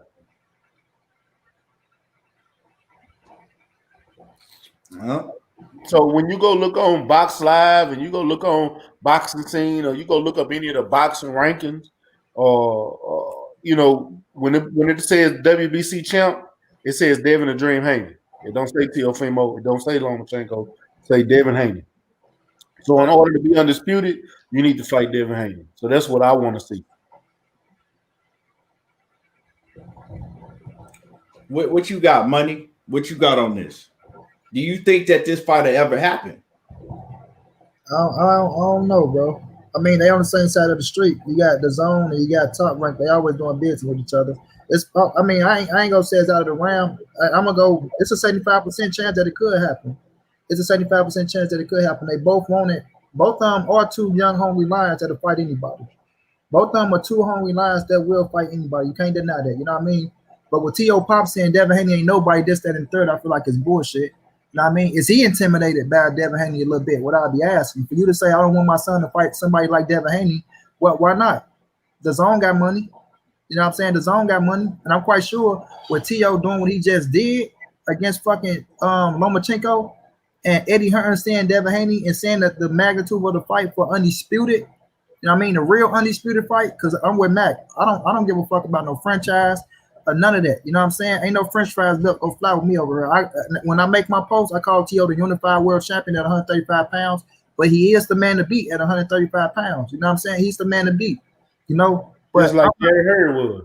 exactly, bro. I'm not rocking out with that undisputed and shit like that. You know what I'm saying? So at the end of the day, and I think Teofimo feel it himself, man. I think he look at that and think like, even though they calling me undisputed, you know, it's always gonna be that, nah, bro, because he know Devin Haney fans ride for him, and he know that he know what the history of boxing is. He know what the history of boxing is. You know what I mean? But what I was so confused with is I don't understand, and this how you know they wanted to box Devin Haney out, because I don't understand how you had to take the belt and give it, you know what I mean, and franchise Lomachenko when Lomachenko already had all the belts and the fight was made with Teofimo Lopez, even though you know Devin Haney was the mandatory, but the fight was already made with Teofimo Lopez. You see what I'm saying, Max? So why not just let the fight go on and happen, and then after that deal with the Devin Haney situation, and that way you will have a real undisputed champion, and you don't have to, you know what I'm saying, deal with all that shit. That way now we'll see if they really wanted to fight Devin or not, vacate the title. You know what I'm saying? But them implementing that motherfucking franchise shit, bringing that into the game, it's just fucking up the game, bro. It's fucking up the game because it's causing too much confusion, and what people saying this and people saying that, and then you got the networks pushing it. You know what I'm saying? Because they gonna go off what the fucking sanctioning body say. So now you got the networks, ESPN, talking about this man is this, and then downgrading another man name, which is bullshit. But what I think the fight happened, Key, I believe it's a 75% chance that it could happen if they really, really want it to happen, because we know Devin fit to beat Gamboa. So do T.O., and we know how the IBF get down. They damn sure they want a mandatory to get them some money before they let anything happen. So it's gonna come down to what the sanctioning body talking about. Do it make sense for everybody? Is the money right? And you know what I mean? Like you're saying, the pops right there, but I think it's what it should go off of what Teofimo say. And if Teofimo saying that he'll fight Devin Haney, then Devin Haney is right there ready to fight you. Because if Devin will fight Loma, he'll fight you. And let's see if they make it happen, bro. I love to see it happen, to see who is the real to see if somebody can be undisputed at 135 pounds. I love to see it, but my answer to that is, yeah, I think it's a possibility, 75% chance that it can happen. I don't know if it's going to happen though. Yeah, man. So what's good with it? 503 line off in the building. What's good with it? What's good with it, KT? My brother, man, Money Brown. Of course, my Houston hard hitter brother, stay ready, man. Y'all boys in here cooking. You know what I'm saying? I'm glad you sent the link out, man. I know I'm a little late. I don't know if you're gonna get off or not, but I'm glad to be a part of the show, bro. Oh man, you already know, man. Anytime. Yeah, we still gonna be on here, you know, for a little bit. We gonna get off soon, but you know, we gonna cook some more before we end it. So you know, I'm gonna go to you. And the question was 503 is that, you know, we already know that, you know, Teofimo Lopez and Devin Haney, they just FaceTimed each other and talked about the fight. We seen Teofimo Lopez call out Devin Haney right after his fight. We know Devin Haney want all the smoke with everybody. You know, Devin Haney already had confronted Teofimo Lopez, you know, in the past about them fighting. So Teofimo wants to fight now. He letting it be known. But his pops, you know, he said that he don't really want that fight for Teofimo Lopez because he kind of like, you know, what has Devin Haney done? Who is Devin Haney? Like, you know, if I don't, you know, I want him to move up to 140. That's what Teofimo Lopez pops is saying. Like, I want him to move up to 140. You know, he don't need to fight no Devin Haney, but it's up to my son. So if the money is right and my son want to fight Devin Haney, at the end of the day, it's up to him. Now, we know that his dad got a big influence, you know, on him. Do you think his dad will influence him not to fight Devin Haney, or do you think this fight will happen? What's your take on this? Yeah, that's a good question. And that's a great scenario. I think your volume kind of low. Can y'all hear him good? Yeah, he low to me too. He low to me though, 503. Can you hear me now? Yeah, there you go. Yeah. Yeah, I had my Bluetooth speakers, headphones in. That's why. But nah, man, that's a great scenario. Great question, man. I love the backstory of this whole Devin and T.O. thing, man. And I want to say one thing, man. I gotta salute my nigga T.O., man. He a real stand up nigga. You know what I'm saying? He could have been on some Hollywood shit and not even brought up bro name. But he know that niggas is already questioning that asterisk by that goddamn WBC franchise title. That's why he said what he said, man. The asterisk versus the goddamn email champion. You know what I'm saying? 503, you kind of going like you we can hear you, but like you going in and out. Oh man, can you hear me? Yeah, I can hear you. It's like I'm on my phone, bro. That's really why it's doing that. okay. Pretty good now. But yeah, man, I'm gonna just keep it simple, man. I think T.O. is he, you know, this whole situation. He'll stand up nigga for doing what he doing, man. I like the fact that he brought up Dev name after the fight. You know what I'm saying? He could have been on some Hollywood shit and said he ain't talking about Devin, he ain't talking about Tank or none of them other boys, man. But he did what he did what we wanted him to do. He did what the fans was talking about, and I don't think his father got some influence, man. But I think T.O. still make up his mind at the end of the day, because even in the fight, oh shit, damn phone went big. Oh, we hear you. We hear you. We still hear you. 503. You probably looking for his charger. I think he said his phone went dead. Yeah, I know he was searching around, probably trying to get that charger. Yeah, but until he come back in the building, man, I'm gonna give my take. I think it's a possibility, right? It's I'm 50-50 on this because it's a possibility with Teofimo Lopez's dad feeling how he feel, and we already know what type of shit Bob Arum it be on, right? Because basically, from talking with Teofimo Lopez, from hearing Teofimo Lopez and Teofimo Lopez's pops, they telling you straight up that Bob Arum didn't even want Teofimo to have them titles in the first place, right? They telling you that they didn't want him to have them belts, right? So from hearing that, it could be a possibility that with his dad feeling the way that he feel, and then we don't know how Bob Arum is feeling, right? We don't know. His daddy said that, Key? Huh? His daddy said Bob didn't want him to have the titles? No. Yeah. His dad said that Bob Arum was pissed off, and he was like, "What's wrong, Bob? You supposed to be happy. You mad?" Like that Bob Arum was mad. You know that's what Teofimo Lopez's dad was saying, right? That Bob Arum he was acting like he was pissed off that Teo won the fight. You know, so with that being said, do you think Bob Arum is going make that fight happen? Because Top Rank is the A side, right? So Bob Arum is going to have to pay Devin Haney what he want, and they're gonna have to make that fight. So that this fight is a lot more complicated than what y'all might think to make happen. Even though we've seen Eddie Hearn and DAZN do business, they haven't really done no business on no big level caliber fight like this with all the belts on the line. And so I don't know, man. I want it to happen. I know both of the fighters, they want to fight each other now.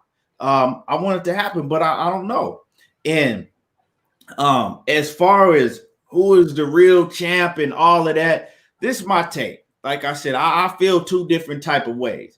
That WBC franchise belt is some bullshit, but I also feel that Devin Haney got a belt given to him, because if you ask, okay, well, who did he beat for the title? And we can't name who he beat for that belt off the, right off the top of our head.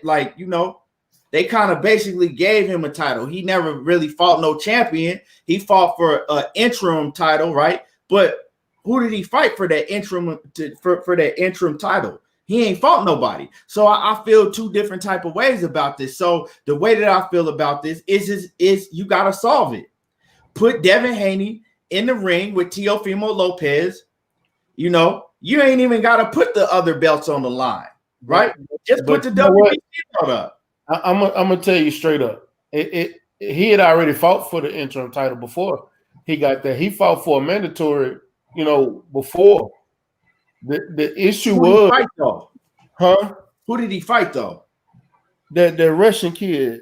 I can't pronounce that dude's name. Zayu some shit. Yeah, that dude. I can't pronounce his name either. I'm not even gonna try to remember how to pronounce that dude's name. That dude before he fought Santiago for the belt. I know he fought Santiago. He got. We don't know these dudes. But hold on, we ain't got. He fought that. Here's the thing. He fought that so he can become mandatory. He was supposed to fight Luke Campbell for the title. That was supposed to happen. Right. That was before Loma even came. That was before Loma tried for it. Remember, we was going back and forth because him and Tank was trying to fight both, get that WBC mandatory to fight Luke Campbell. They both was, and the WBC was fit to go to the what's the name for it, and all of a sudden they come back and say Lomachenko gonna fight for it, and everybody was confused. It was supposed to have been either Tank or Devin Haney. They was gonna fight for the WBC title. Lomachenko won nowhere in the WBC ranking. Yeah. Nowhere.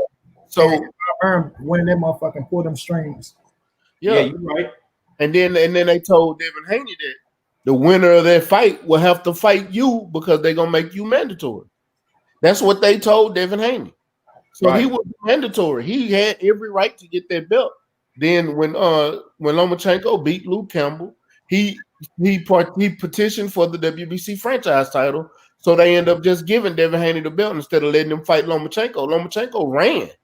Right, so right. No, I'm not gonna say they made. I'm not disagreeing with you. I'm not disagreeing with you on that. All I'm saying is that all I'm saying is you got one that's saying now I'm the champ. You got one that's saying, well, I'm the champ already, right?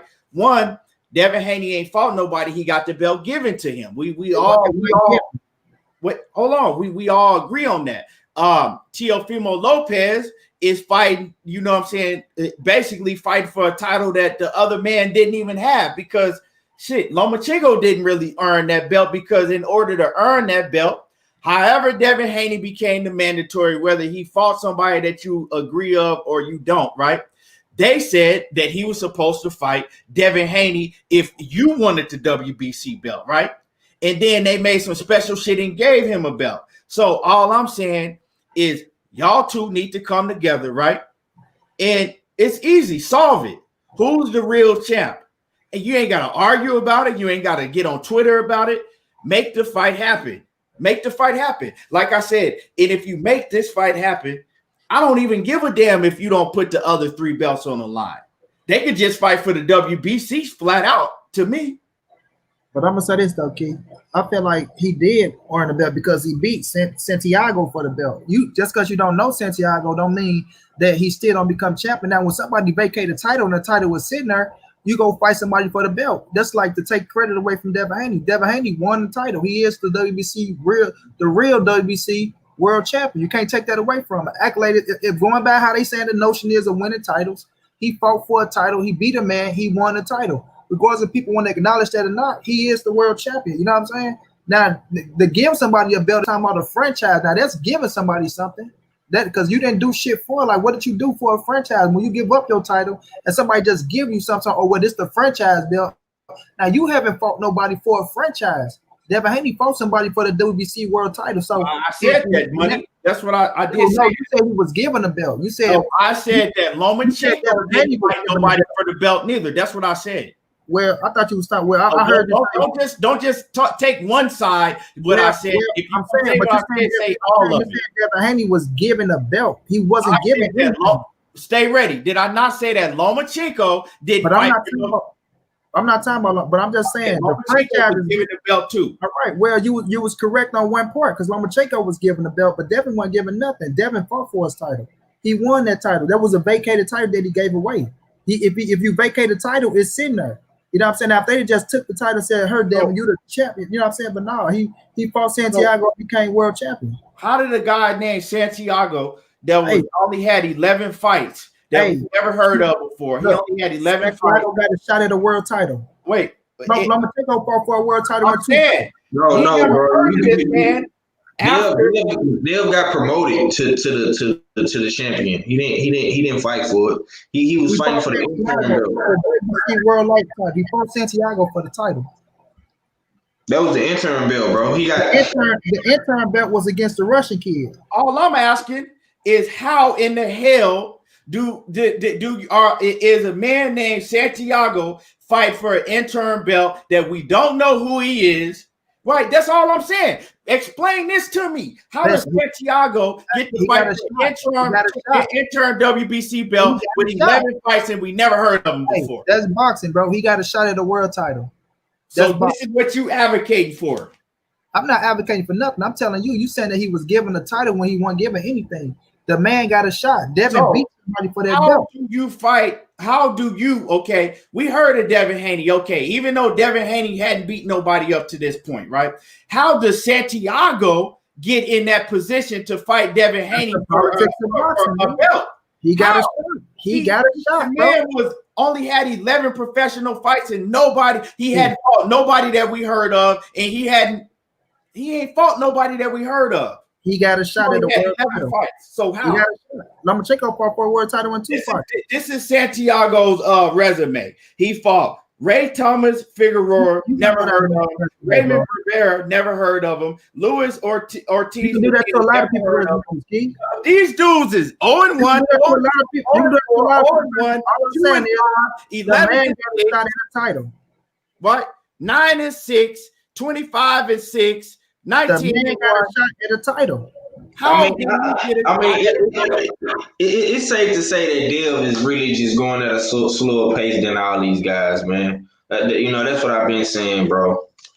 I think he moving slower than Shakur, and Shakur at 130. You know what I'm saying? Dev has not fought nobody, man. If it wouldn't have been for dudes like us, man, it will probably be way worse. You know what I'm saying? Because we really be campaigning for bro to get those fights. And we do. You know what I'm saying? All I'm saying in the fight game, I don't like you saying, how did he get a shot? I agree. But that's the politics of boxing. I don't know how the fuck he got a shot. I don't know. I can't tell you. But all I'm saying is he got an opportunity to fight for a world title. That means if he would have went in there and somehow he would have knocked Devin Haney ass out or beat Devin Haney, he would have been a world champion. Now, I'm just saying he got a shot at a world title. But at the same time, Devin Haney and Santiago fought for the WBC lightweight world title. They fought for it. So he wasn't given anything. He went there and beat a nigga for the title. Okay, who in here had ever seen Santiago fight before? But keep it 100. In the chat, everybody in here, whoever seen Santiago fight before. You say going off who Santiago is and what his resume is. I'm not disputing you on don't nobody know the man. I'm disputing you on the man fought somebody for the title. He wasn't given anything. He wasn't given anything. Like Mayweather said, I don't know who you beat, I don't know who they beat. It don't matter. It don't matter. But in the history book, that's the thing is boxing, the WBC. Santiago will be able to tell his kids that he fought for a world title. But no, the WBC is fucked up. That's the bottom line. The bottom line is the WBC is fucked up. You can't tell me this man is a real live champion. He didn't have to fight for that. He didn't have to fight nobody for it. To me, you have to, and I keep the same energy with everybody, right? Just because I love Devin Haney as a fighter, like I fuck with Devin Haney big time. I'm not gonna get up in here capping talking about he's the real live champion. Ain't nobody the real WBC. They got the title, man. How come if he got the title? So he got to fight. You telling me he got to fight some? This man already got the world title. He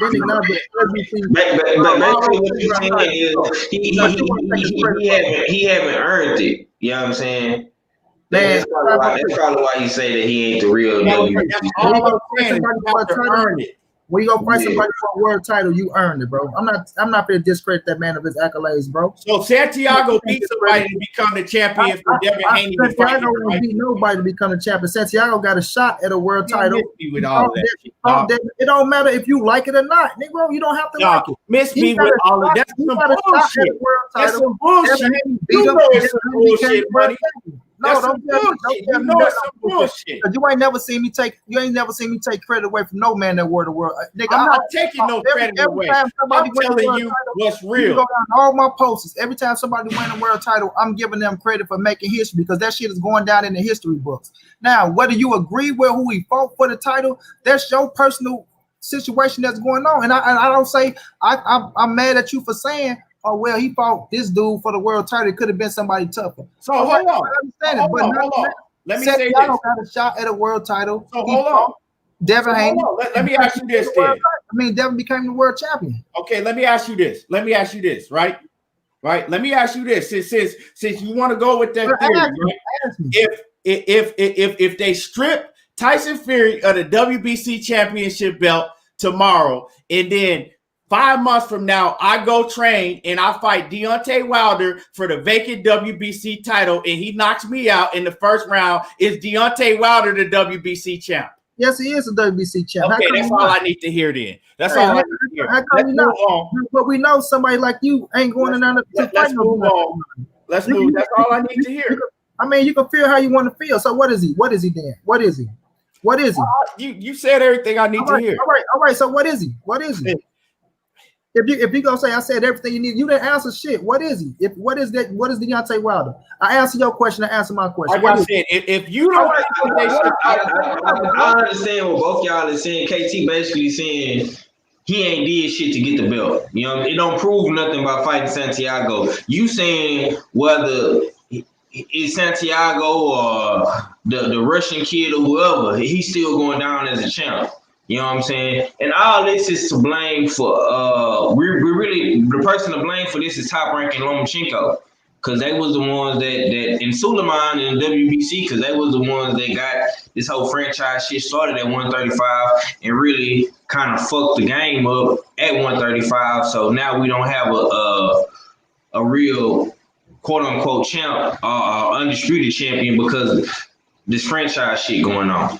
You know what I'm saying? But leave it up to Teofimo Lopez and Devin Haney. I think all that shit can be settled, and we can really see how good Devin Haney is in his next 2 fights if he get the Teofimo fight after Gamboa. You know, I'm with it. Right. That's all I'm saying is put the belt up, get that franchise bullshit, take that shit somewhere and throw it away. Right. Put the WBC champ up. Right. And let them fight for it. They do in the UFC, right? They'll have an interim champion, right? And then they'll let them fight for it. Who is the real champion, right? You say you're the real champion. You say you fight for it. That's all I'm saying. One is the real champion. The other one is a unified world champion. That's what it is. Okay, I mean, what it is. At the end of the day, make them 2 fight for it. That's all. We could stop the whole argument. Make the fight between Devin Haney. As fans, let's demand this fight. Let's demand them to make this fight between Devin Haney and Teofimo Lopez. We got to demand it as a fan, because if we don't, Bob Arum, they'll find a way to, duck out. They don't want Teofimo having them belts anyway. But I'm going to tell y'all what's going to happen. Even if they do fight each other, it's never going to be for undisputed, because y'all know how these boxing sanctioning bodies move. They're going to come to Teofimo Lopez. They're going to be like, well, you got a mandatory for the IBF and you got a mandatory over here for the WBA belt. So, you know what I'm saying? You got to fight these 2 mandatories, or you got to give up the belt. Well, WBA super don't carry mandatory. He don't got no mandatories right now. The WBA mandatory. For the super key for the WBA, it don't got a mandatory, but the IBF, they damn sure gonna bring a mandatory. Yeah. One of them gonna come up saying that he got a mandatory, or he got to fight the mandatory, or give up the belt. That's what they gonna do. They do it every time because, like I said before, they don't want undisputed. They don't want one person having all of the belts, because they want to be able to put on these fights and say, oh, such and such is fighting for a title.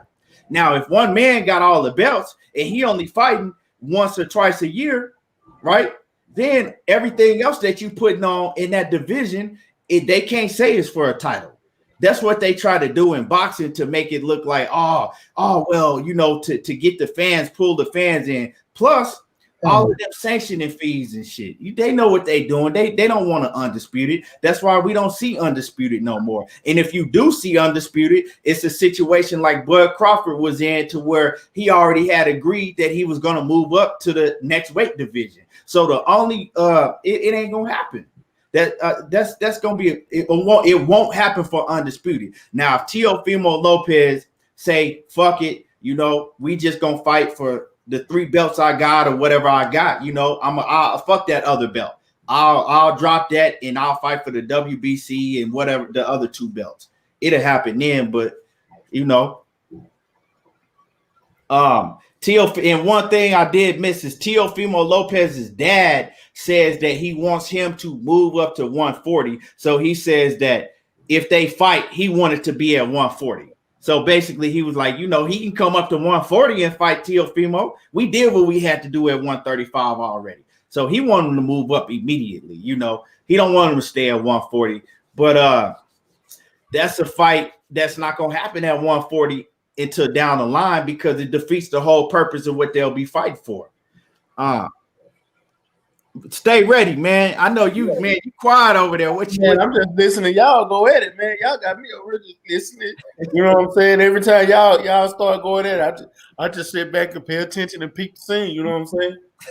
Like, what I'm saying? Y'all gotta remember, I'm a hood nigga. So I sit back when I see niggas doing their thing. I sit back and watch. Right. But just to be honest with y'all, man, I'm not taking nothing away from Devin Haney. I was trying to tell you a minute ago. You can't take nothing away from Devin Haney. He's not a paper champion. He was supposed to fight for the title. Even though it was a relinquished title, he was going to fight for the title. And then he would have been looking to try to unify. Because that's what Devin Haney is one of the few fighters that's been trying to fight every one of these top guys for a long time. So I'm not taking nothing away from it. At the end of the day, these fighters can only do what these sanctioning bodies and these promoters allow them to do. At the end of the day. So I'm gonna always be on the side of the fighter. I'm never gonna be on the side of fans saying what they want a fighter to do. Y'all gotta look and see what this fighter is capable of doing. I'm not gonna be on the side of the promoters. I'm not gonna be on the side of the sanctioning bodies, and I'm damn sure not gonna be on the side of these funky ass networks. Because the networks is the one that sit here and they manipulate everybody. The networks, if y'all go look at the WBO, go look at the rules in the WBO. Their ranking is their ranking is skewed by the networks. It says it in their rule. The networks help determine the rankings on the WBO platform. That's why when y'all see so much of Top Rank getting so much special, the WBO is the top ranked belt, period. Because ESPN sit there and manipulates and influences the rankings on that sanctioning body. The networks are the biggest crooks in the game.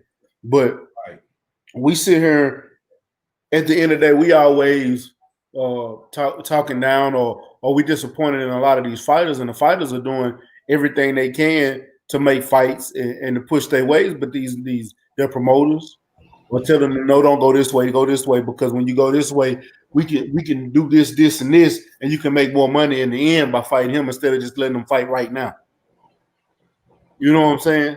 Everybody's trying to make money off of a fighter when they find out they got a real good fighter. Everybody's trying to make money off of him and try to get as much money as they can off of that particular fighter before they throw him to the wolves. Because a lot of times when you got fighters like, what's the example? Matter of fact, Bob Arum did it best when he had Manny Pacquiao and Terrence Crawford. He wouldn't let Terrence Crawford fight Manny Pacquiao because he was scared Pacquiao was going to lose. He was trying to maximize his dollar amount with Pacquiao because he knew the fan base he got. And if Terrence Crawford would have got a hold of him and beat him, he didn't believe in his own fighter's abilities. You get that a lot of times from these promoters. Why you think Eddie Hearn wouldn't let Anthony Joshua fight Deontay Wilder? He's scared Deontay Wilder was going to mess up his money, man. You're going to get that a lot from these promoters. But you got a fighter like Devin Haney who's been trying to fight these guys. Devin Haney is one of the most – I think Shakur Stevenson and Devin Haney are the two most talented fighters in boxing. So if we see that So if we see that, these promoters see that. So why would I put my fighter in there with somebody like them and I have a feeling they'll lose? So think of it. So Go ahead, stay ready. I was gonna say that's why I don't take nothing away from him at all. I can't because I see what these guys are doing. He's fighting in any and everybody they put in front of him. He don't give a fuck. He's trying to knock their ass out or beat the brakes off of them, get the decision, and move on to the next fighter. But at the same time, I'm calling you out because the first one that bites, I'm fighting. Look at what happened with the Gary Russell situation. They did everything Gary Russell asked them to do. Well, what you saying with what you said, it brings a question to me because it ain't no doubt that Devin Haney got ducked. Luke Campbell ducked him, and then we know what happened with the situation with Vasyl Lomachenko. But this is my question, and I would like somebody to ask Bob Arum this because I don't think nobody's ever asked Bob, the situation, what really happened. Why did Vasyl? Because we know that Vasyl Lomachenko ain't really never ducked no smoke. So is Bob Arum the one that really advised, Lomachenko to take that franchise route?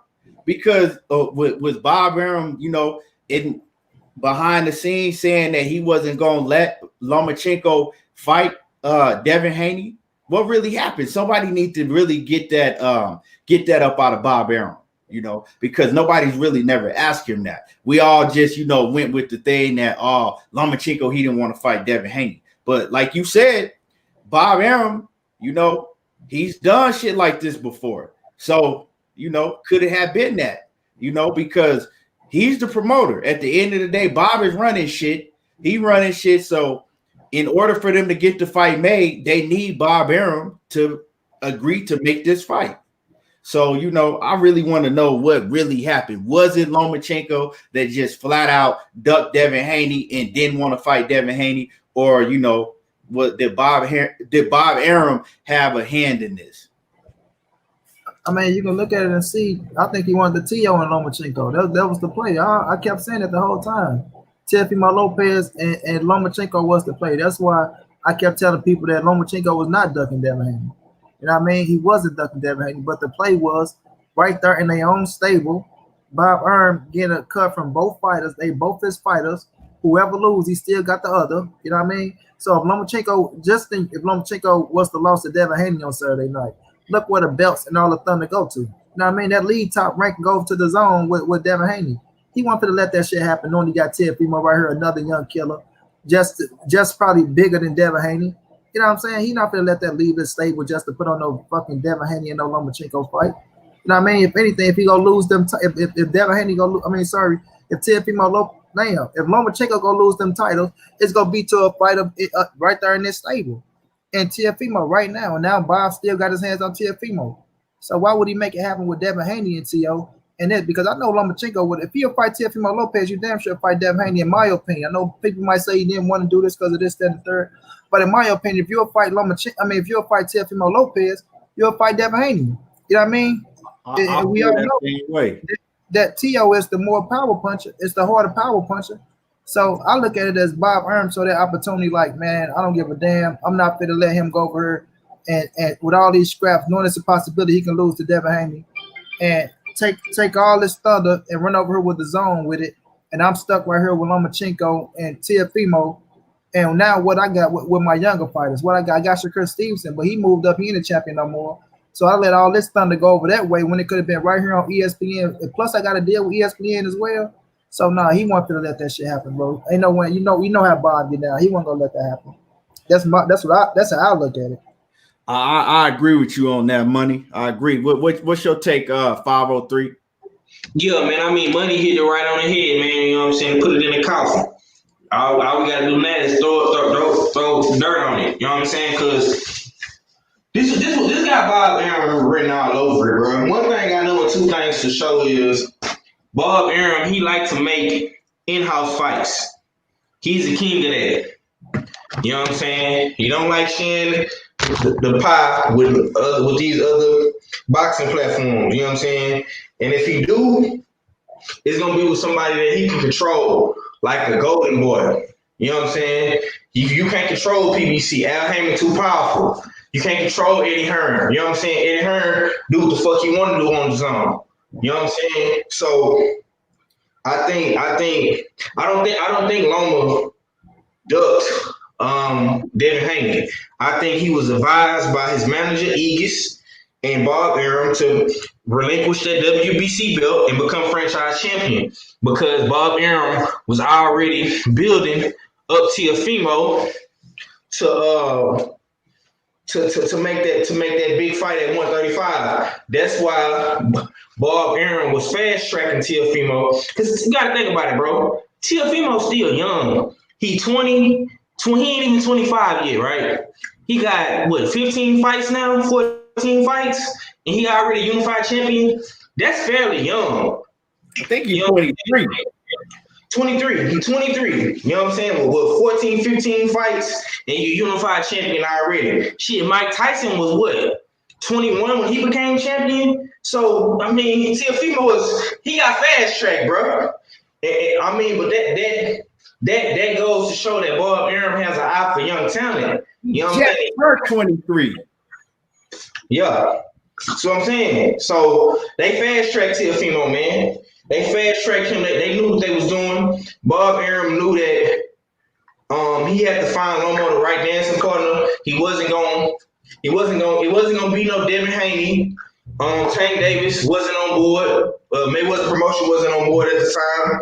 So they had to find somebody for this kid to fight all the belts with.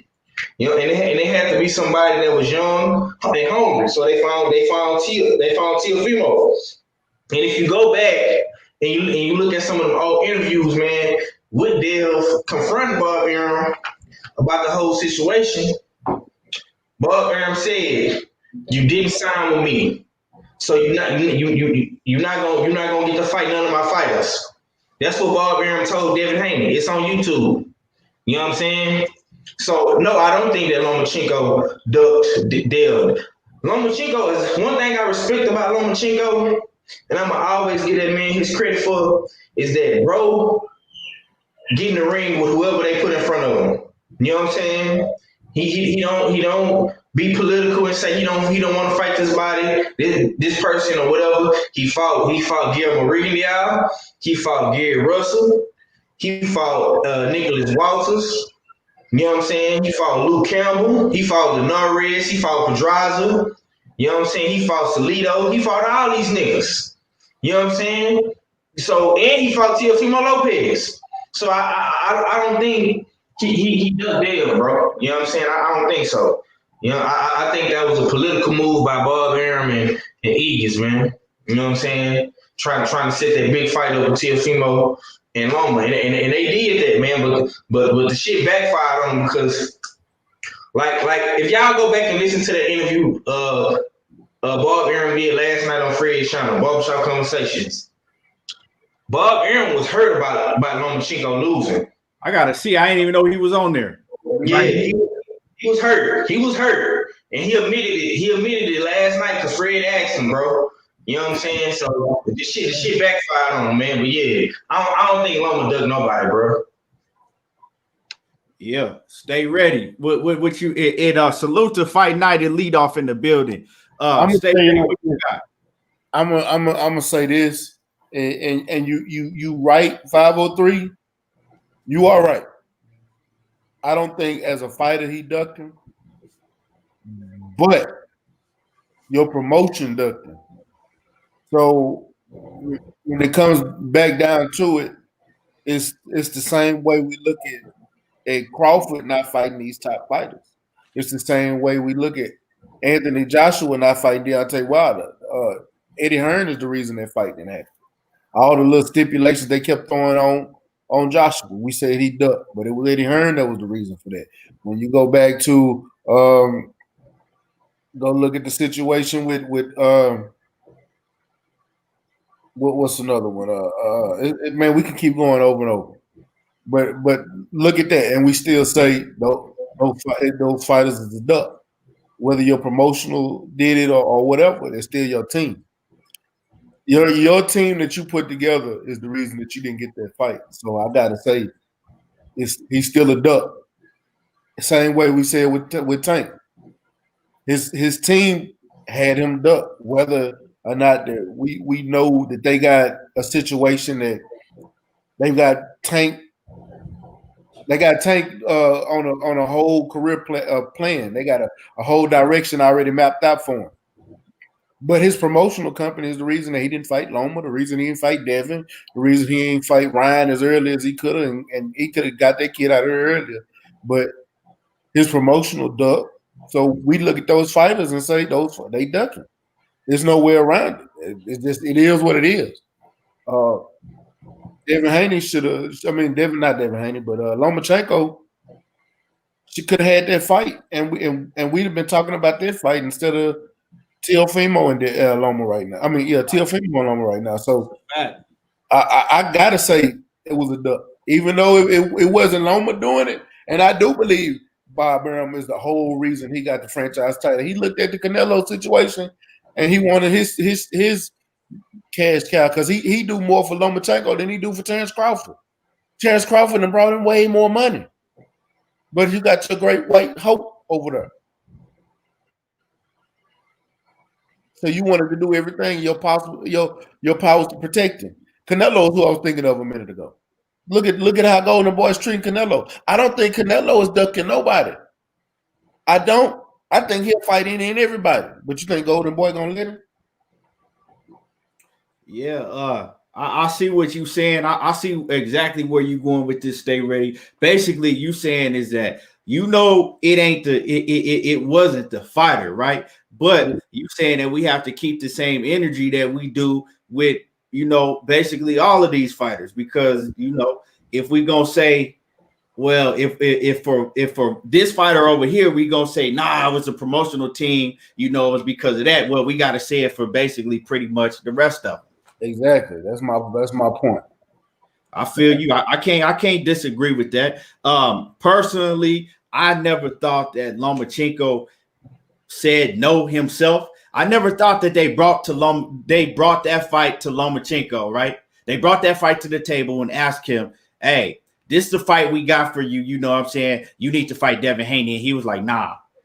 You know what I'm saying? I never thought that was the situation. Now, what y'all were saying with Bob Arum, I agree with that. So, it's up to everybody out there watching, and everybody, do you think it was a duck, or do you think, nah, it's not a duck because it was Bob Arum, it wasn't a fighter. So, it all just depends. It comes down to your personal opinion on that situation. But I agree with all of y'all. I don't think it's a ducky. I can't say Loma duck. I can't say team duck. That's how I feel. I feel like they go, and I know what you're saying, Mac, because of the team. But we know how promoters think. Promoters think dollars. That's their job. Yeah. Whatever the situation is, they think of the dollars. Let's go fill their pockets up and make sure the fight is good as well. You know what I'm saying? So that is their job. You know what I mean? And I seen something. This off the topic right here, Key. I seen this about a defense attorney, the one that defended. That was going to defend the dude that kept Nipsey Hussle, and then he was going to defend somebody else. But as his job as a defense attorney, like he said, if it was a white man to defend him, then it'd be all right. But just because I'm black, it's a situation. That's the position you put in as a promoter. You know what I mean? To make sure you fill up your coffin, as long as you making the fighter happy. I mean, well, as long as it's gonna make sense for the fighters, but to make sure everything fall back on your side and you making money for yourself as well. You know what I mean? Whether we agree with them or not, and half of the time, majority of the time I don't agree with them motherfuckers, but I do get the business of the boxing game. You know what I'm saying? So it's gonna be depend on how you look at it. Yeah. Port Haha said he thought I was gonna be on yesterday. What happened? Man, I did a whole post fight. I didn't run. I did a whole post fight show on on Saturday night after the fight. We did a whole post fight show. Shit, we was on here for like 3 hours. So that was yesterday, basically, Key. So it was basically yesterday because we was on here till like shit. It was like 1 in the morning my time, and so that was like 3 o'clock East Coast time. I had in the morning East Coast time. So go back and check out that show, man. We did a whole live post fight. We watched the whole fight over. Shit, we did a post fight and watched the fight. Yeah. So shit, I don't run from nothing to nobody. Yeah, man. Pretty much we gonna get up out of here now. I I appreciate all of y'all for joining in, man. Blue Blood, I'm gonna go over there and fuck with Blue Blood. So everybody go over to Blue Blood. But before we get up out of here, make sure that you hit my like button. Everybody hit the like button, whether you on Facebook or YouTube, hit the like button. Everybody subscribe to the YouTube channel, Everything Boxing and Sports on YouTube. Everybody then go subscribe to my man Money Brown TV. Right? Subscribe to Money Brown TV. Subscribe to 503 Lion. These is all great boxing channels I'm giving you, right? Subscribe to my man 503 Lion. And then after you do that, make sure that you go subscribe to Stay Ready Boxing TV. You can find me over there on Stay Ready Boxing TV. You can find 503 Lion and Money Brown. So make sure that y'all smash the like button and go subscribe to all of the channels. And I just dropped 2 videos of 2 different fighters. One El Gallo Velasquez Jr. and Ray Ali Talib Jr. fighters out of Houston. I made a little highlight video of them. I went and recorded them working out, took some of their fight footage, put it together, and made a little mashup. Y'all go check them out. They on my page right now. Just dropped. They on my Instagram and my YouTube. Yes, sir. While you talking, stay ready. Before we get up out of here, let me get your final words. Man, y'all come check me out today and tomorrow. Tomorrow, I will be interviewing Quentin Quick Draw Randall. He will be on my page. He just fought on the Loma Lopez undercard. Got a unanimous decision. He was the second fight. If y'all watch the whole card, I'll bring him on so we can talk about what happened in the fight, how fighting on the big stage was, and you know what I'm saying. It's gonna be a great interview. So y'all come check it out right here on Stay Ready Boxing TV. Come subscribe, man, and you ain't got to get ready for Stay Ready. Appreciate it, KT. That's what's up. Victor Alvarez, he said, great show. He loved the different opinions and he subscribed. Money, what you got? Last words. Man, as always, shouts out to my bro Keon, man. Always keeping it real, always keeping it trill. Y'all already know it's always gonna be a fucking show over this way, baby. But shouts out to everybody, man. Shouts out to my bro Stay Ready. Shouts out to my bro 503 for the first time on the panel. Shouts out to the chat room, man, for always coming through, showing love, keeping it real. But yeah, man, just keep following us, man. We'll keep giving y'all the great excitement, coming to y'all like new media is the real shit now. So we'll keep kicking that real shit to y'all. Make sure y'all subscribe to all our channels, man. And look, this boxing, man. This is the best thing about boxing. You got up and coming fighters coming up, taking out the top dogs, and with the new out with the old. That's how it's happening though. But I still see Loma still having a little way to go before he done. But at the end of the day, this what makes boxing so exciting. This is why we love the game, because on any given Saturday, baby, on any given Saturday with the top guys, anything can happen. You know what I mean? Shouts out to Teofimo Lopez who went out there and made history. You know what I mean? Hell of a win. And the end of 2020 is on fire, man. We still got ways to go. So boxing is doing its thing. We respect it. You know what I mean? Y'all make sure y'all follow us, like I said earlier. And it's all love, man. Man, kid, be back tomorrow. Y'all know how we getting down. Big dog status around this piece, man. Yes, sir. 503 Lion, what's your closing words? Man, much love to you, man. Everything boxing and sports, Keon, man, my boy. You know what I'm saying? You doing your thug thizzle, staying consistent, man. I appreciate you opening your platform to me, man. I'm gonna have to get you on my show as well.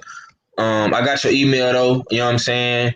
And shouts out to my boy Money, man. You know what I'm saying? My boy always live streaming the fights, and you know what I'm saying? They can't keep a real one down, man. You know what I'm saying? We're gonna free you out the live channel, man. I know you're in YouTube jail right now. I didn't even know to Stay Ready told me the other day. You know what I'm saying? But I appreciate y'all, man, for doing the show, man. I always catch it. As soon as I'm getting out of work around 2:00, I always see y'all boys on, man. So I'm gonna start coming through and trying to, pull up on y'all, man. And much love to my brother Stay Ready too, man. We did some live content this weekend as well, man. So y'all be sure to check that out. Yesterday and Saturday night, we was both live after the fight. I didn't even know y'all was live. I had to go back and see it. Yeah, man. But I like the fact that y'all some stand-up brothers, man. Y'all, even though y'all did pick Loma and y'all HR Crow, man, one thing I respect about you, Keon and Money, and Stay Ready, that y'all came back and y'all had to face the music like men, like real G's, and that's what it's about, man. A lot of these niggas be talking this boxing shit, and when they get a wrong pick, man, they disappear like Houdini. You know what I'm saying? But y'all boys came through and y'all stood on y'all square, man, like real men. And that's what it's all about, man. But much love to you, bro. Keep doing your thing, man, and I'm gonna support you the whole way, man. Man, you gotta remember, I'm a Rockets fan. I'm used to disappointment. Yeah, man. I appreciate that though, man. Appreciate y'all, man. I'm up out of here though. Yes, sir. And y'all already know, subscribe to all of the channels, hit the like button before we get up out of here. And y'all already know how I do it. There you go, talking that boxing again. I don't watch reality TV. I watch boxing. And I appreciate y'all. And anything ain't everything, but around here, everything boxing. I'm hollering. Ain't no live tomorrow, but we will be back on Wednesday. I'm out.